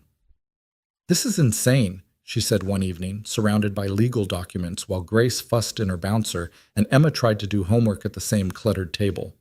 "Dad ran all of this for 40 years. How did he manage it?" "He didn't have a baby and a 7-year-old," Daniel pointed out, shifting Grace to his shoulder where she immediately quieted. His furniture business had officially launched the week before, and sawdust clung to his work clothes despite his attempt to brush it off. He also had an army of assistants. "I don't want an army. I want our life just with less paperwork drowning me." She pushed the documents aside, frustrated. "The board wants me to move the foundation offices to a more appropriate location. They think running it from a converted storefront in our neighborhood makes us look unprofessional." "What do you think?" "I think they can stuff their opinions in their expensive briefcases," Sophia said with uncharacteristic venom. "Dad built his empire from a garage. I can run a foundation from a storefront." Emma looked up from her math homework. "You should tell them that, but maybe nicer." "When did you become the diplomat in this family?" Daniel asked, ruffling his daughter's hair. "Someone has to be," Emma replied seriously. "You're too stubborn, Sophia's too proud, and Grace just screams when she doesn't like something."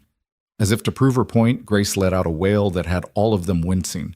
But before anyone could move Mrs. Chen appeared in the doorway with her spare key and her uncanny timing. "Give me that baby," she commanded, taking Grace from Daniel. "You three need to talk without screaming soundtrack." "About what?" Sophia asked, though she knew. They'd been dancing around it for weeks. "About the elephant in the room," Mrs. Chen said bluntly. "The money elephant. The one that's going to trample your relationship if you don't address it." She left with Grace before anyone could protest, leaving them in uncomfortable silence. Daniel spoke first. "She's right. We need to talk about it." "About what?" "The fact that I inherited enough money to buy a small country while you're working 18-hour days to make ends meet." Sophia's voice was sharp with exhaustion and frustration. "Or the fact that you won't let me help because your pride matters more than our family's comfort." "That's not fair." "Isn't it? Emma needed new school shoes last week, and you made her wait until you got paid instead of letting me buy them. You're killing yourself in that workshop while I have money sitting in accounts I don't even know how to access yet." "I'm not taking your father's money," Daniel said firmly. "It's not his anymore. It's mine. Ours. We're a family, remember." "Are we?" Daniel stood abruptly, pacing to the window. "Because families make decisions together. You decided to keep the foundation to take on all these responsibilities without discussing it with me. You decided to turn down Dad's investment without discussing it with me. Stop fighting." Emma's voice cut through their argument like a knife. She was standing now, tears streaming down her face. "You're going to ruin everything, just like Mom and Dad did before she left." The words hung in the air like a physical presence. Daniel went pale, and Sophia felt her heart crack. "Emma, sweetheart," Sophia started, but Emma was already running to the bedroom, slamming the door behind her. Daniel sank back into his chair, head in his hands. She's right. This is exactly what happened with Sarah. Fighting about money, about pride, about everything except what actually mattered. "We're not Sarah and Daniel," Sophia said quietly. "We're us. And we can figure this out without anyone leaving. Can we? Because from where I'm sitting, it feels like we're two people from different worlds trying to force something that maybe isn't meant to work." The words hurt more than Sophia expected. "You don't mean that." "Don't I?" Daniel looked up, his eyes full of pain. "You're a billionaire, Sophia. I'm a carpenter with a bad shoulder and a struggling startup. What are we doing?" "We're loving each other," Sophia said simply. "At least I thought we were." Before Daniel could respond, Mrs. Chen returned with a now calm grace and a stern expression. "Emma is at my apartment," she announced. "She's upset but safe. Now you two are going to sit here and talk like adults who love each other instead of children fighting over toys." She settled herself in a chair like a small but immovable mountain. "I've lived through war, famine, and 3 marriages. I know what kills love and what saves it. Pride kills it. Fear kills it. But honesty, compromise, those save it." "It's not that simple," Daniel protested. "It's exactly that simple," Mrs. Chen countered. "You love her, Mum." "Yes." "You love him?" she asked Sophia. "More than anything." "Then everything else is just details." "Complicated details, yes, but still just details." She stood heading for the door. "I'll keep Emma tonight. You two figure out your details. But remember that little girl has already lost one mother. Don't make her lose another." After she left, Sophia and Daniel sat in silence for a long moment, Grace sleeping peacefully between them, unaware of the tension. "I'm scared," Daniel finally admitted. "Scared that you'll realize you made a mistake slumming it with us. Scared that the money will change everything. Scared that I'll never be enough." "I'm scared too," Sophia confessed. "Scared that my money will always be between us. Scared that you'll resent me for having what you worked so hard for.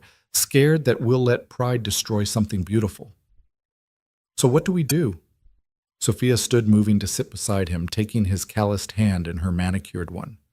"We be honest about the challenges. We make decisions together. We remember that the money is just a tool, not a measure of worth." "Easy to say when you have it," Daniel said, but without venom. "Then let me make it easier." Sophia took a deep breath. "I'm putting the entire inheritance except for the foundation funds into a trust. It'll pay out a reasonable yearly amount enough to live comfortably, but not extravagantly. The rest gets locked away for Grace, Emma, and any other kids we might have. That way we're living on what we earn, not what I inherited." Daniel stared at her. "You do that, give up billions." "I'm not giving it up. I'm investing it in our children's future, and I'm choosing to build our present together as equals." She squeezed his hand. "Your business, my foundation work, we build those ourselves. No shortcuts, no easy money. Just us." "The foundation still comes with a massive salary," Daniel pointed out, "which I'll earn by working my ass off to change lives, just like you earn yours creating beautiful things with your hands." She met his eyes. "We both work. We both contribute. We both sacrifice. That's what partners do." Daniel was quiet for a long moment, then pulled her close with his good arm. "Your father would think we're crazy." "No," Sophia said softly. "He'd understand. He built his empire from nothing because he wanted to matter to make a difference. That's what we're doing, just differently." "I need to apologize to Emma," Daniel said. "She shouldn't have to worry about us falling apart. We both do. But first we need to make sure she's right to believe we won't." "Are you proposing?" Daniel asked with a slight smile. "Are you accepting?" "I don't have a ring. Can't afford one that would mean anything compared to what you're used to." Sophia stood walking to a drawer and pulling out a small box. Inside was a simple band, worn and scratched. "This was my mother's. Her original wedding ring from before Dad made his money. She died when I was 3, but Dad kept it. He gave it to me when Grace was born, said I'd know when to use it." Daniel took the ring, examining it in the light. It was plain silver, probably worth less than $100, but the weight of its history made it priceless. Sophia Lane, he said slowly, will you marry a stubborn carpenter who's probably going to drive you crazy with his pride and his need to fix everything himself? Only if Daniel Hayes will marry a spoiled heiress who's trying to learn how to be a real person and probably failing half the time. Deal? He said, slipping the ring onto her finger. They kissed soft and sweet until Grace's hungry cry interrupted them. We should get Emma, Sophia said, picking up the baby to nurse. Tell her together. They found Emma at Mrs. Chen's apartment, curled up on the ancient sofa with hot chocolate and red-rimmed eyes. When she saw them together, her face crumpled. I'm sorry, she whispered. I didn't mean to yell. I just got scared. No, baby girl, we're sorry, Daniel said, scooping her up despite his still weak shoulder. We shouldn't have been fighting like that. Adult problems aren't your responsibility. But they affect me, Emma said with that devastating honesty. When you fight, my whole world shakes. We know, Sophia said, joining them on the sofa, Grace still nursing contentedly. That's why we made some decisions. Together. Are you leaving? Emma asked fearfully. Look at Sophia's hand, Daniel suggested.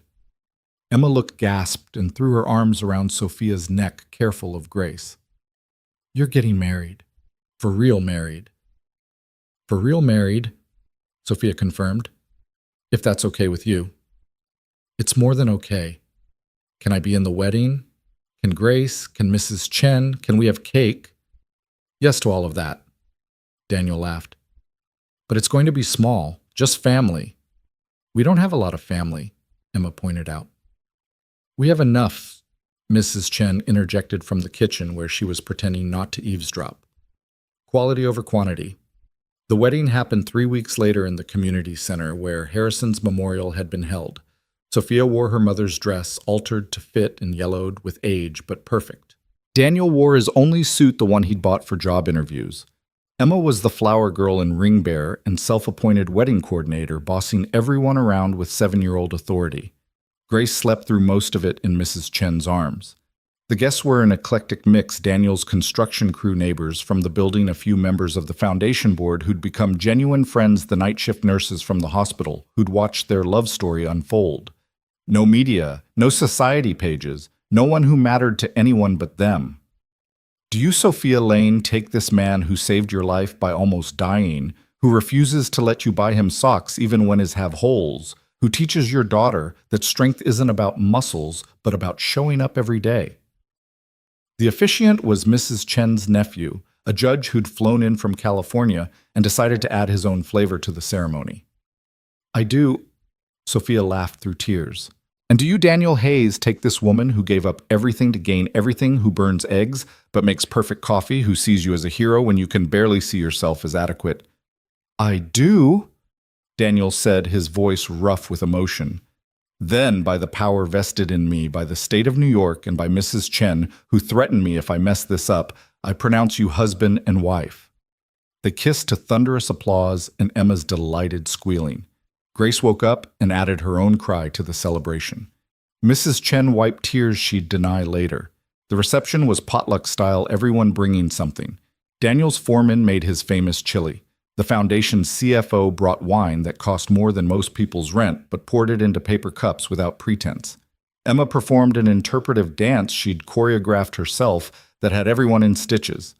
Grace had a massive diaper blowout that required 3 people and an entire package of wipes to handle. It was chaotic and messy and absolutely perfect. No regrets, Daniel asked as they slow danced to music from someone's phone speaker, Emma standing on his feet while Sophia held Grace. Only one, Sophia said. I wish Dad could have been here. He is, Emma said confidently. He's in Grace's eyes, and in the foundation's work, and in the way you smile when you're really happy. That's what Mrs. Chen says about people who die. They leave pieces of themselves in the people who love them. When did you get so wise? Sophia asked, kissing the top of Emma's head. I've always been wise. You just had to slow down enough to notice. The truth of it hit home. They'd all been running Daniel from his failures, Sophia from her privilege, Emma from her abandonment. But here in this moment, they were still. They were whole. They were family. The first year of marriage wasn't easy. Daniel's business struggled initially, orders slow to come despite the quality of his work. Sophia juggled the foundation's demands with raising Grace and helping Emma with increasingly complex homework. Money was tight by choice, but still a source of tension when Emma needed braces and Daniel insisted on payment plans instead of using Sophia's emergency fund. "This is ridiculous," Sophia exploded one evening after a particularly frustrating argument about medical bills. "We have the money. It's sitting there doing nothing while we stress about orthodontist payments." "It's not doing nothing, it's securing our children's future," Daniel countered. "Their future won't matter if their present is consumed by their parents fighting about money." "Then maybe we need help," Daniel said quietly. "Maybe we need someone neutral to help us figure this out." It was the first time he'd admitted they couldn't solve everything themselves, and Sophia recognized the magnitude of that admission. They found a therapist who specialized in couples with financial disparities, a no-nonsense woman named Dr. Patricia Thornton, who called them on their respective issues without taking sides. "Daniel, your pride is costing your family peace," she said bluntly in their third session. "Sophia, your guilt about having money is making you resentful when Daniel won't accept it. You're both so focused on being fair that you're forgetting to be partners." "So what do we do?" Sophia asked. "You create a new normal, one that honors both your need for independence, Daniel, and your desire to contribute fully, Sophia. May I suggest a family budget that you both contribute to proportionally, Daniel, you put in what you earn. Sophia, you match it from your foundation salary. Everything else goes to savings and the children's trusts. That way you're living on what you both earn, but no one's killing themselves to prove a point." It took time, but gradually they found their rhythm. Daniel's business began to thrive as word spread about the furniture maker who'd taken a bullet for a stranger. He hated the attention, but couldn't deny it brought customers. Sophia restructured the foundation to focus on supporting single parents, pursuing education, or starting businesses with Daniel's story as inspiration, even though he refused to let her use his name. Emma flourished in her new stability, her grades soaring and her confidence growing.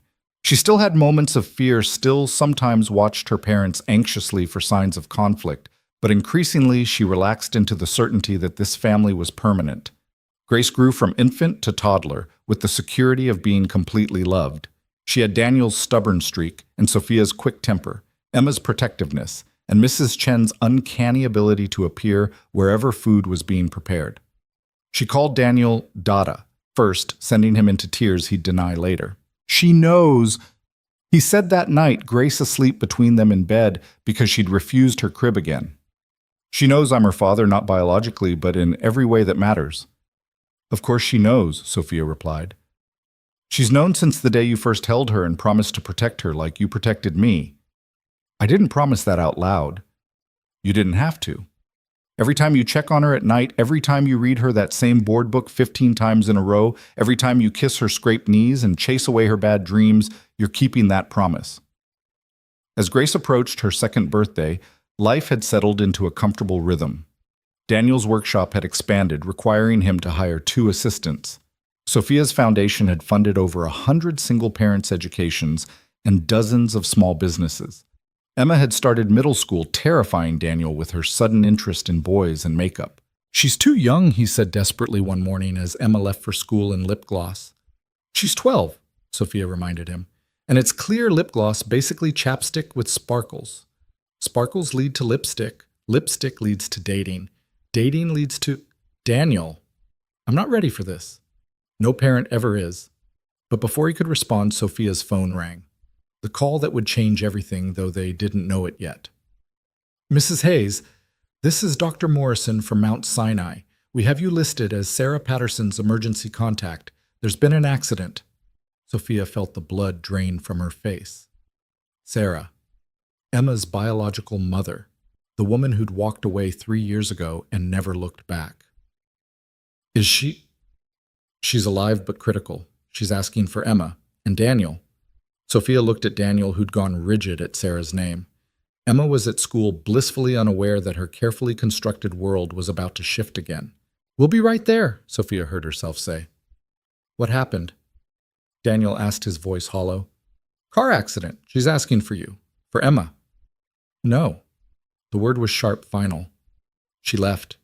She doesn't get to waltz back in just because she's dying. Sophia finished gently. Daniel, I know you're angry. You have every right to be, but Emma deserves the chance to say goodbye, to ask her questions, to get closure, or to get her heart broken all over again. Maybe, but that's her choice to make, not ours. Daniel stood abruptly, pacing to the window. Grace toddled after him, wrapping her tiny arms around his leg. He picked her up automatically, holding her close. I can't watch Emma go through that again, he said brokenly. The months after Sarah left, the nightmares, the questions, the wondering what she did wrong. I can't. You won't be watching alone, Sophia reminded him. We'll be there together. All of us. Mrs. Chen, who'd been quietly listening from the kitchen where she was making lunch, spoke up. The girl needs to see her mother. Not for Sarah, but for Emma. Unfinished business becomes heavy burden later. Daniel looked between them, these women who'd become his family, who'd helped him rebuild after Sarah's destruction. What if she tries to take Emma? She can't, Sophia said firmly. She abandoned her. You have full custody. This is just goodbye. But even as she said it, Sophia wondered if anything involving Sarah could be that simple. They picked Emma up from school, her face cycling through emotions as they explained shock, anger, fear, and something that looked dangerously like hope. Is she coming back? Emma asked quietly. Is that why she wants to see me? We don't know, baby girl, Daniel said honestly. She's very sick. She might just want to say goodbye. Or sorry, Emma added bitterly. She should want to say sorry. At the hospital, they found Sarah diminished, a pale shadow of the vibrant woman who'd once lived in their apartment. Machines surrounded her, monitoring vitals that didn't look promising. Daniel, she whispered, her eyes filling with tears. You came. Emma wanted to come, he said stiffly. This is for her, not you. Sarah's eyes moved to Sophia, taking in the wedding ring, the protective hand on Emma's shoulder, the toddler in her arms. You remarried, she said, not a question. This is Sophia, my wife. She's Emma's mother now. Stepmother, Emma corrected quietly, then looked at Sophia apologetically. I mean, you're my mom too, but it's okay, sweetheart, Sophia said. You're allowed to have complicated feelings about complicated things. Sarah watched this interaction with something like wonder. You're happy, all of you. We are, Daniel confirmed. No thanks to you. I know. Sarah's voice was barely a whisper. I know what I did was unforgivable. But I need to explain. Emma deserves to know it wasn't her fault. I've told her that. But she needs to hear it from me. Sarah looked at Emma directly. Baby, what I did had nothing to do with you. You were perfect, are perfect. I was sick in ways that medicine couldn't fix. Depression, they called it later, but it was more than that. It was like drowning in air, like being buried alive in my own mind. Then why didn't you get help? Emma asked, her voice small but fierce. Daddy would have helped. He always helps. I know, but I convinced myself you'd both be better off without me, that my darkness would infect you, hurt you, so I left before I could destroy you. You destroyed us anyway, Emma said bluntly. Daddy cried when he thought I was asleep. I had nightmares for a year. I thought I wasn't good enough to make you stay. Sarah's tears came faster. I'm so sorry, so sorry. I thought I was saving you, but I was just a coward. Yes, Daniel agreed. You were. But you survived, you thrived. You found Sophia and built something beautiful. They built it, Emma corrected. I just got lucky they included me. Oh, sweetheart, Sophia said, pulling Emma close. We're the lucky ones. Sarah watched them, this unit that had formed in her absence, and something like peace crossed her face. I'm dying, she said simply. The accident. There was internal damage they can't fix. Days, maybe a week. I wanted to find you to apologize, to see if maybe... But I see you don't need me. You never did. That's not true, Daniel said unexpectedly. Everyone looked at him in surprise.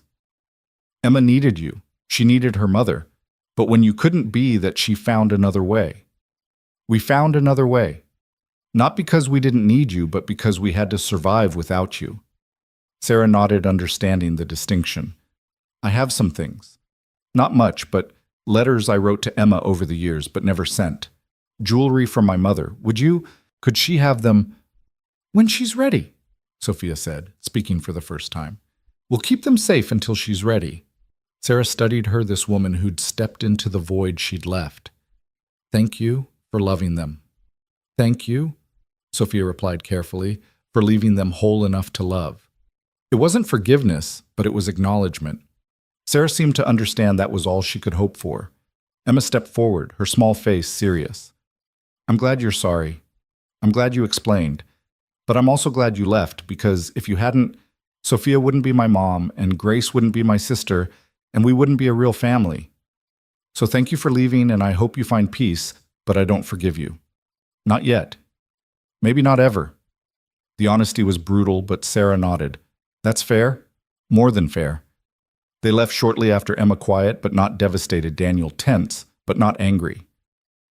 Sophia protective but not possessive. Grace, oblivious to the drama, sang nonsense songs in her car seat. Are you okay? Sophia asked Emma as they drove home. I think so.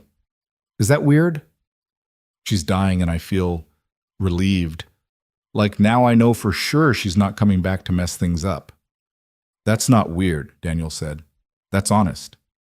And honest is what we do, Emma said, repeating something Sophia often said. Even when it's hard. Sarah died 4 days later. They attended the small funeral, Emma placing a drawing on the casket.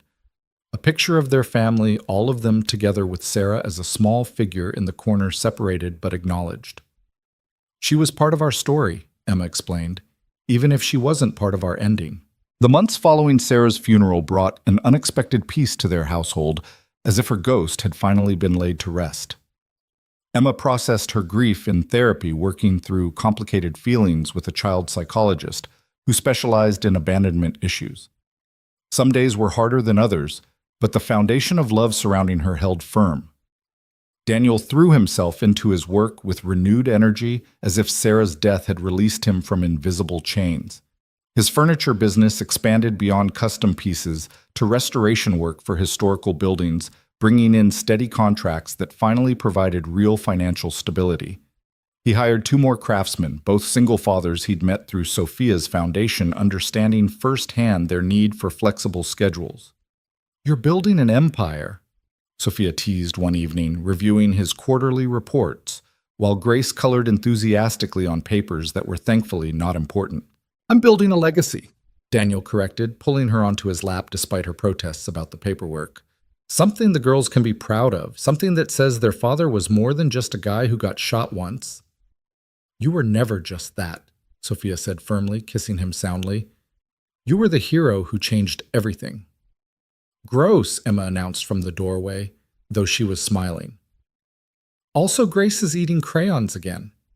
Indeed, Grace had moved from coloring to taste testing her face covered in waxy red streaks. Yummy, she declared proudly. Your daughter is going to be an artist, Daniel said, scooping Grace up, or possibly a food critic. She's our daughter, Sophia corrected, and Daniel's smile could have lit the entire building. But life had a way of throwing curves when you least expected them. The call came on a Tuesday afternoon while Sophia was in a foundation board meeting. Her assistant knocked apologetically, whispering that it was urgent from Emma's school. Mrs. Hayes, this is Principal Morrison. There's been an incident with Emma. Sophia's heart stopped. Is she hurt? No, she's not injured, but she's been in a fight, a physical altercation with another student. We need you to come immediately. Sophia found Emma in the principal's office, sporting a split lip and defiant eyes. Across from her sat a boy with a black eye, forming his parents already there and looking furious. What happened? Sophia asked, keeping her voice calm despite her racing heart. Your daughter attacked my son, the boy's mother snapped, completely unprovoked. That's a lie, Emma burst out. He said, Emma, Principal Morrison interrupted firmly. Let me explain to your mother. She turned to Sophia. According to witnesses, Emma overheard Marcus making comments about her family's situation. When she confronted him verbally, he made additional remarks, and Emma responded physically. "What did he say?" Sophia asked, though she could guess. Emma's jaw clenched. "He said you weren't my real mom, that Dad only married you for money, that Grace was a bastard, and we were all trash playing dress-up." The room went silent. Sophia felt rage bloom in her chest, hot and protective. She looked at the boy who had the grace to look ashamed. "I see," she said coolly. "And what consequences will Marcus face for his verbal assault?" "Verbal assault," Marcus's father scoffed. "Boys will be boys, sticks and stones. Words can be weapons." Sophia interrupted her voice, taking on the steel she'd learned from her father's boardrooms.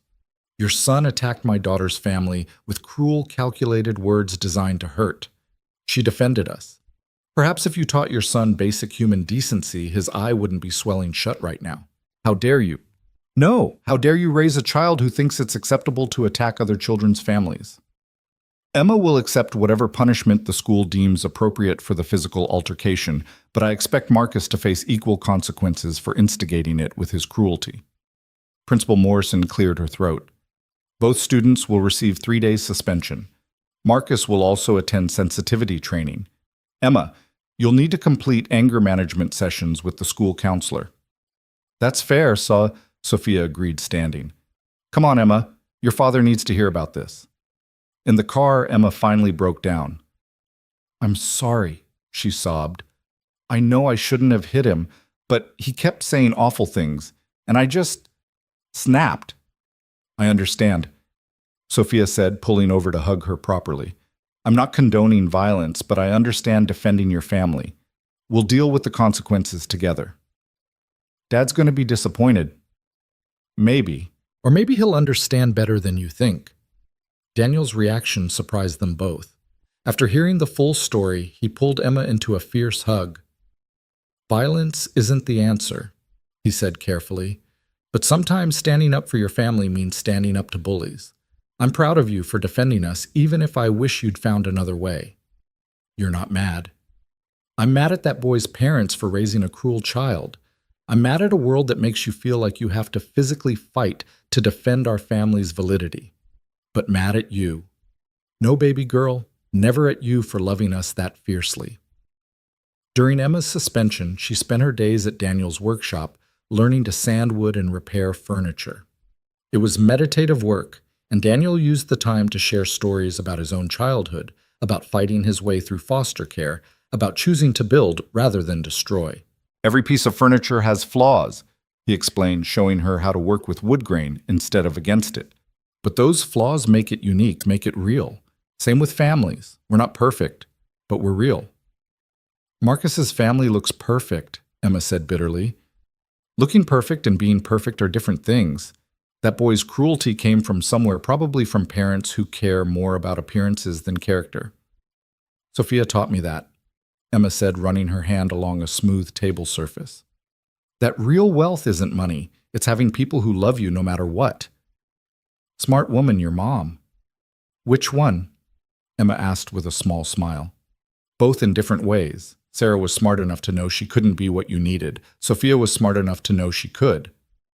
Meanwhile, Sophia was dealing with her own crisis at the foundation. One of their major donors, a conservative businessman named Richard Carlyle, had heard about Emma's suspension and was threatening to pull his funding.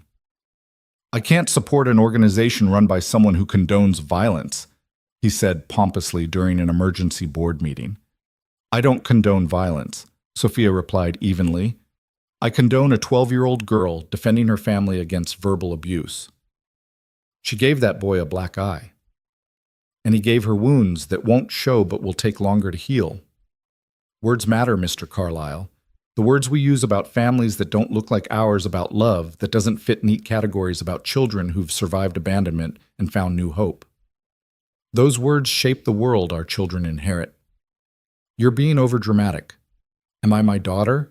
And yes, she is my daughter in every way that matters. Was told she was worthless because her family was built through choice rather than just blood. If your funding depends on her accepting that abuse silently, then we don't want your money." The room went quiet. Other board members shifted uncomfortably. Carlyle's donation was significant, nearly $1 million annually. You'd lose my funding over this, he asked, disbelieving. I'd lose every penny before I'd teach Emma that money matters more than dignity, Sophia said firmly. This foundation exists to support non-traditional families, single parents, people rebuilding their lives. If we can't stand behind those values when it costs us something, then we're just playing charity games. I agree with Sophia, said unexpected voice. Margaret Chen. No relation to their Mrs. Chen, was their quietest board member, a widow who'd built a tech company from nothing. I'll double my contribution to cover Carlyle's loss if necessary. As will I, added James Rodriguez, whose own son had been raised by a single father. One by one, other board members voiced support. Carlyle left in a huff, but Sophia felt victorious. She'd stood for her family just as Emma had, just with different weapons. That evening, they celebrated Emma's return to school with homemade pizza, the kitchen a disaster of flour and sauce. Grace helped by eating cheese directly from the bag and getting tomato sauce in her hair. I heard what you did, Emma said quietly to Sophia while Daniel was giving Grace a desperately needed bath. At the foundation, Mrs. Rodriguez told her husband, and he told his son, and Bobby told me. News travels fast in middle school. You stood up for us. For me. Always, Sophia said simply. That's what mothers do. Emma hugged her tightly. I'm glad you're my mom. Both my moms taught me something important. Sarah taught me that leaving can be love if staying would hurt more, and you taught me that staying is love when it's a choice you make every day. When did you become so wise? Tuesday, Emma said solemnly, then giggled. Also, I've been seeing a therapist for 3 years. Dr. Kim says I have unusual emotional intelligence for my age. Dr. Kim is right. The school year progressed with fewer dramatic incidents. Emma's suspension actually elevated her social status, standing up to Marcus Whitman, whose father owned half the commercial real estate in their district, made her something of a folk hero among the kids who didn't fit the traditional mold. Grace started preschool, a moment that left both Daniel and Sophia emotional. She marched in with her dinosaur backpack and didn't look back too excited about new friends and finger painting to notice her parents' tears. She doesn't need us, Daniel said mournfully. She'll always need us, Sophia corrected, just differently as she grows. I'm not ready for her to grow. No parent ever is. Daniel's business continued to thrive enough that he could move to a larger workshop and hire additional staff. The loan from Harrison's estate sat untouched. He was determined to pay it back with interest. Even though the terms were so favorable, it was basically a gift. Your pride is showing again, Sophia teased, but she understood. Daniel needed to build something that was entirely his success, that no one could attribute to his wife's money. One evening, as spring turned to summer, they received an unexpected visitor. A woman in her 60s, well-dressed but nervous, knocked on their apartment door. Can I help you? Sophia asked, not recognizing her. I'm looking for Daniel Hayes. I'm his mother. The words hung in the air like a bomb waiting to explode. Daniel appeared behind Sophia, his face cycling through emotions: shock, anger, confusion. You're dead, he said flatly. They told me you died when I was 8. They lied, the woman Patricia said softly. I was in prison. Drug charges. By the time I got out, you were in foster care and they wouldn't tell me where. I've been looking for 20 years. 20 years, Daniel repeated, his voice dangerous. 20 years of thinking I was an orphan, 20 years of fighting through foster care alone. And now you just show up. I know I have no right. You're right, you don't. Daniel started to close the door, but Emma appeared curious about the visitor. Who's this? She asked innocently. Patricia's eyes filled with tears. I'm your grandmother, Daniel's mother. Emma's eyes widened.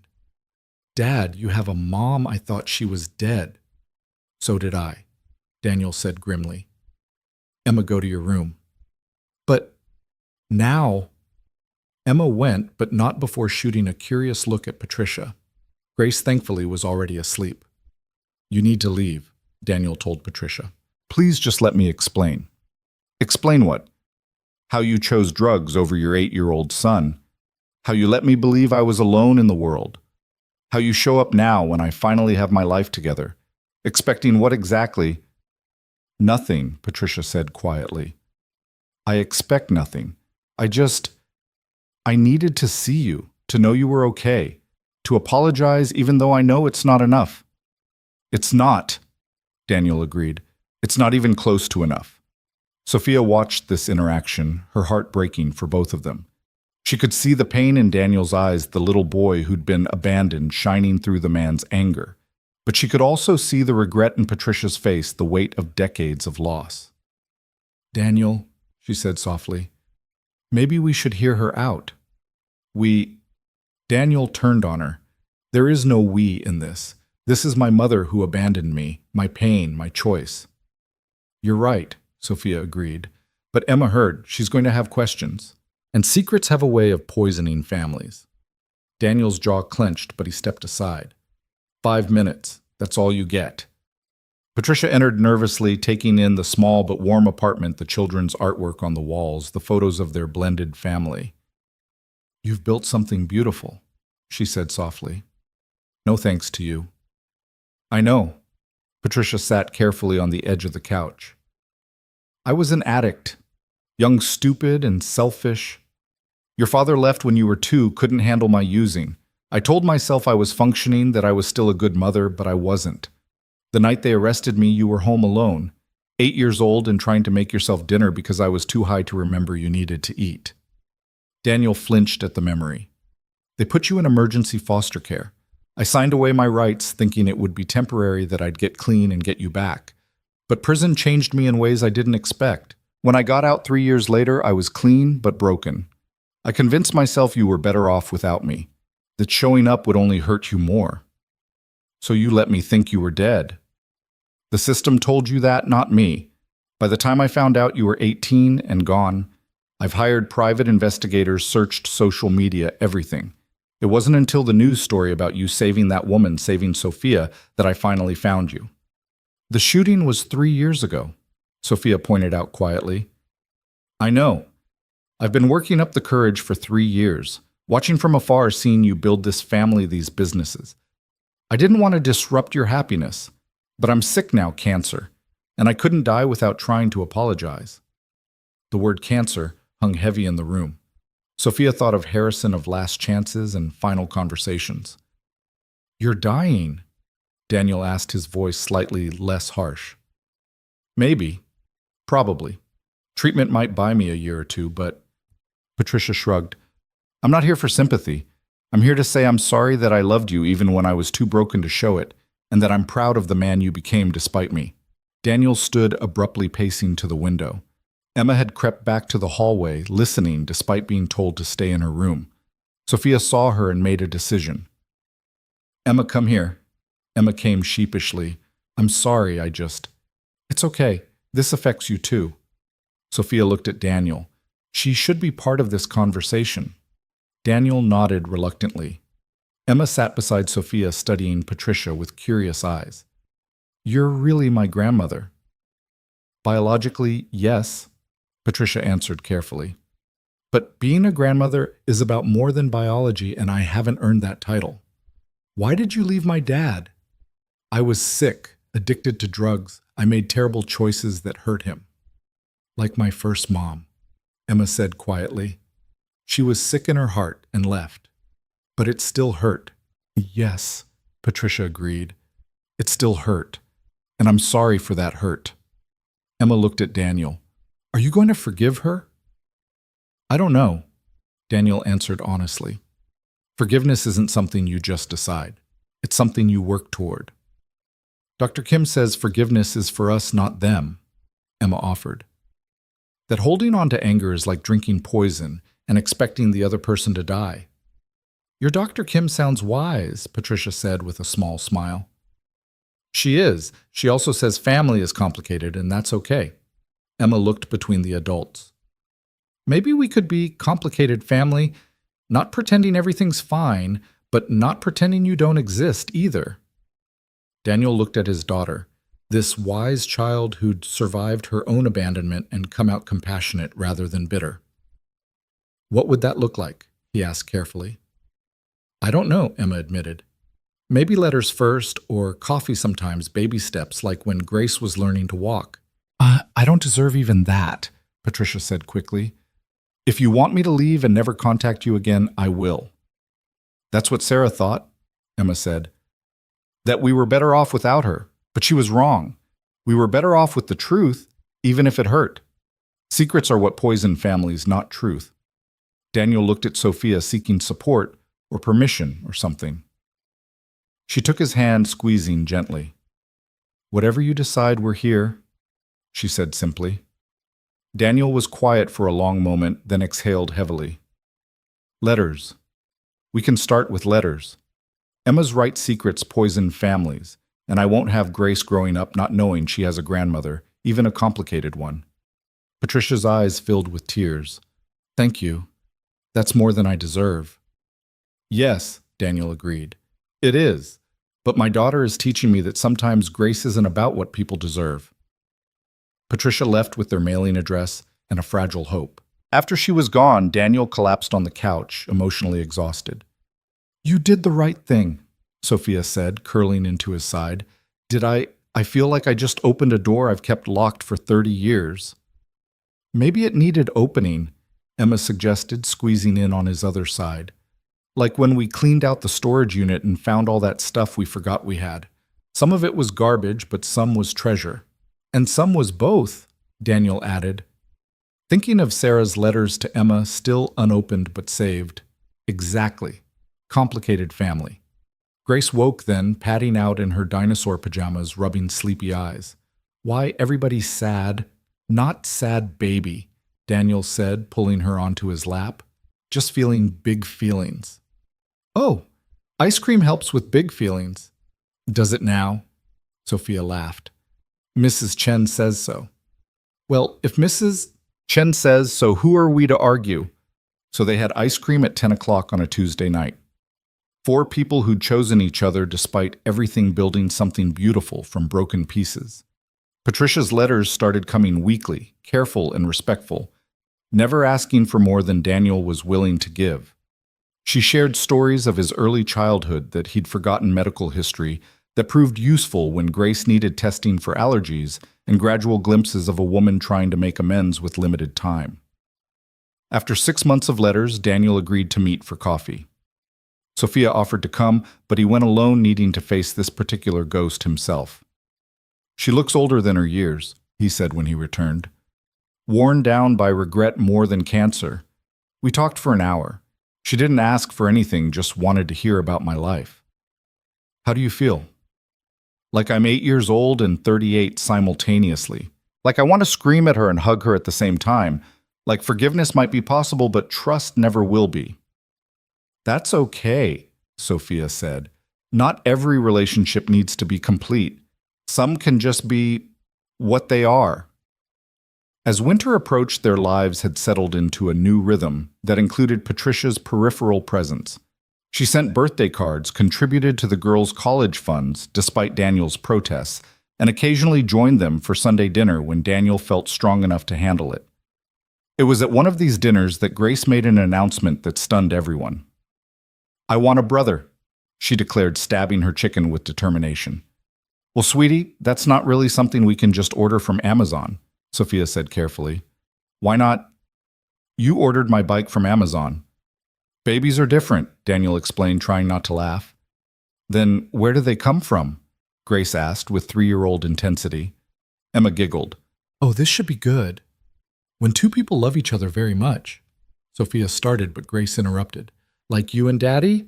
Yes, like me and Daddy. Then make a brother. You love each other very much, so make a brother. Patricia, who'd been quietly eating, suddenly choked on her water, coughing to hide laughter. It's more complicated than that, Daniel said, shooting his mother a look. Everything's complicated in this family, Emma observed. Why should babies be different? Later that night, after the girls were asleep and Patricia had gone home, Daniel and Sophia sat on their fire escape, despite the cold, wrapped in a blanket together. She's not wrong, Sophia said quietly. Who? Grace. About a brother. Or another sister. Daniel turned to look at her. Are you saying? I'm saying maybe we should talk about it. Emma's 13, Grace is 3. If we're going to expand our complicated family, now might be the time. Can we afford it? The foundation is stable, your business is thriving, and we've got savings now. Not fortune-level money, but enough. That's not what I meant, Daniel said. Can we afford it emotionally? We've been through so much, the shooting, Sarah, my mother, everything. Are we strong enough to add more chaos? I think the chaos has made us stronger, Sophia said. We've been tested in every possible way, and we're still here, still choosing each other. You really want another baby? I want your baby, Sophia corrected. A child that's ours from the start, no complicated history, no one else's claim, just ours. Daniel kissed her deeply, pouring everything he couldn't say into the connection. When they pulled apart, both were breathless. Okay, he said simply. Okay, but let's make Grace a brother or sister. Let's make our complicated family a little more complicated. You know, Sophia said with a grin, we could start trying right now. Mrs. Hayes, are you propositioning me on a fire escape in December? Mr. Hayes, I absolutely am. They barely made it inside before clothes started coming off, laughing and shushing each other to not wake the girls. It was different from their early days, less desperate, more playful, built on a foundation of absolute trust. Afterward, lying tangled together in their small bed, Daniel traced patterns on Sophia's bare shoulder. What are you thinking? She asked. That 3 years ago I was unemployed alone except for Emma and convinced that's all I'd ever be. Then you literally ran into my life and everything changed. You changed everything, Sophia corrected. You showed me what courage really looked like, what love really meant. We saved each other. No, Sophia said thoughtfully. We chose each other. That's better than saving. Anyone can save someone in a moment of crisis. It takes real courage to choose them every day after, even when they come with a criminal mother and a dead ex. Especially then. Besides, I came with assassination attempts and evil stepbrothers. We're even. They fell asleep wrapped around each other, not knowing that their trying had already worked, that in 9 months they'd welcome Thomas Harrison Hayes into their beautifully complicated family. He would have Daniel's stubborn chin and Sophia's green eyes, Emma's protective nature, and Grace's fierce independence. But that was the future. That night they were simply Daniel and Sophia, two people who'd found each other in the most unlikely way and built something extraordinary from the wreckage of their separate pasts.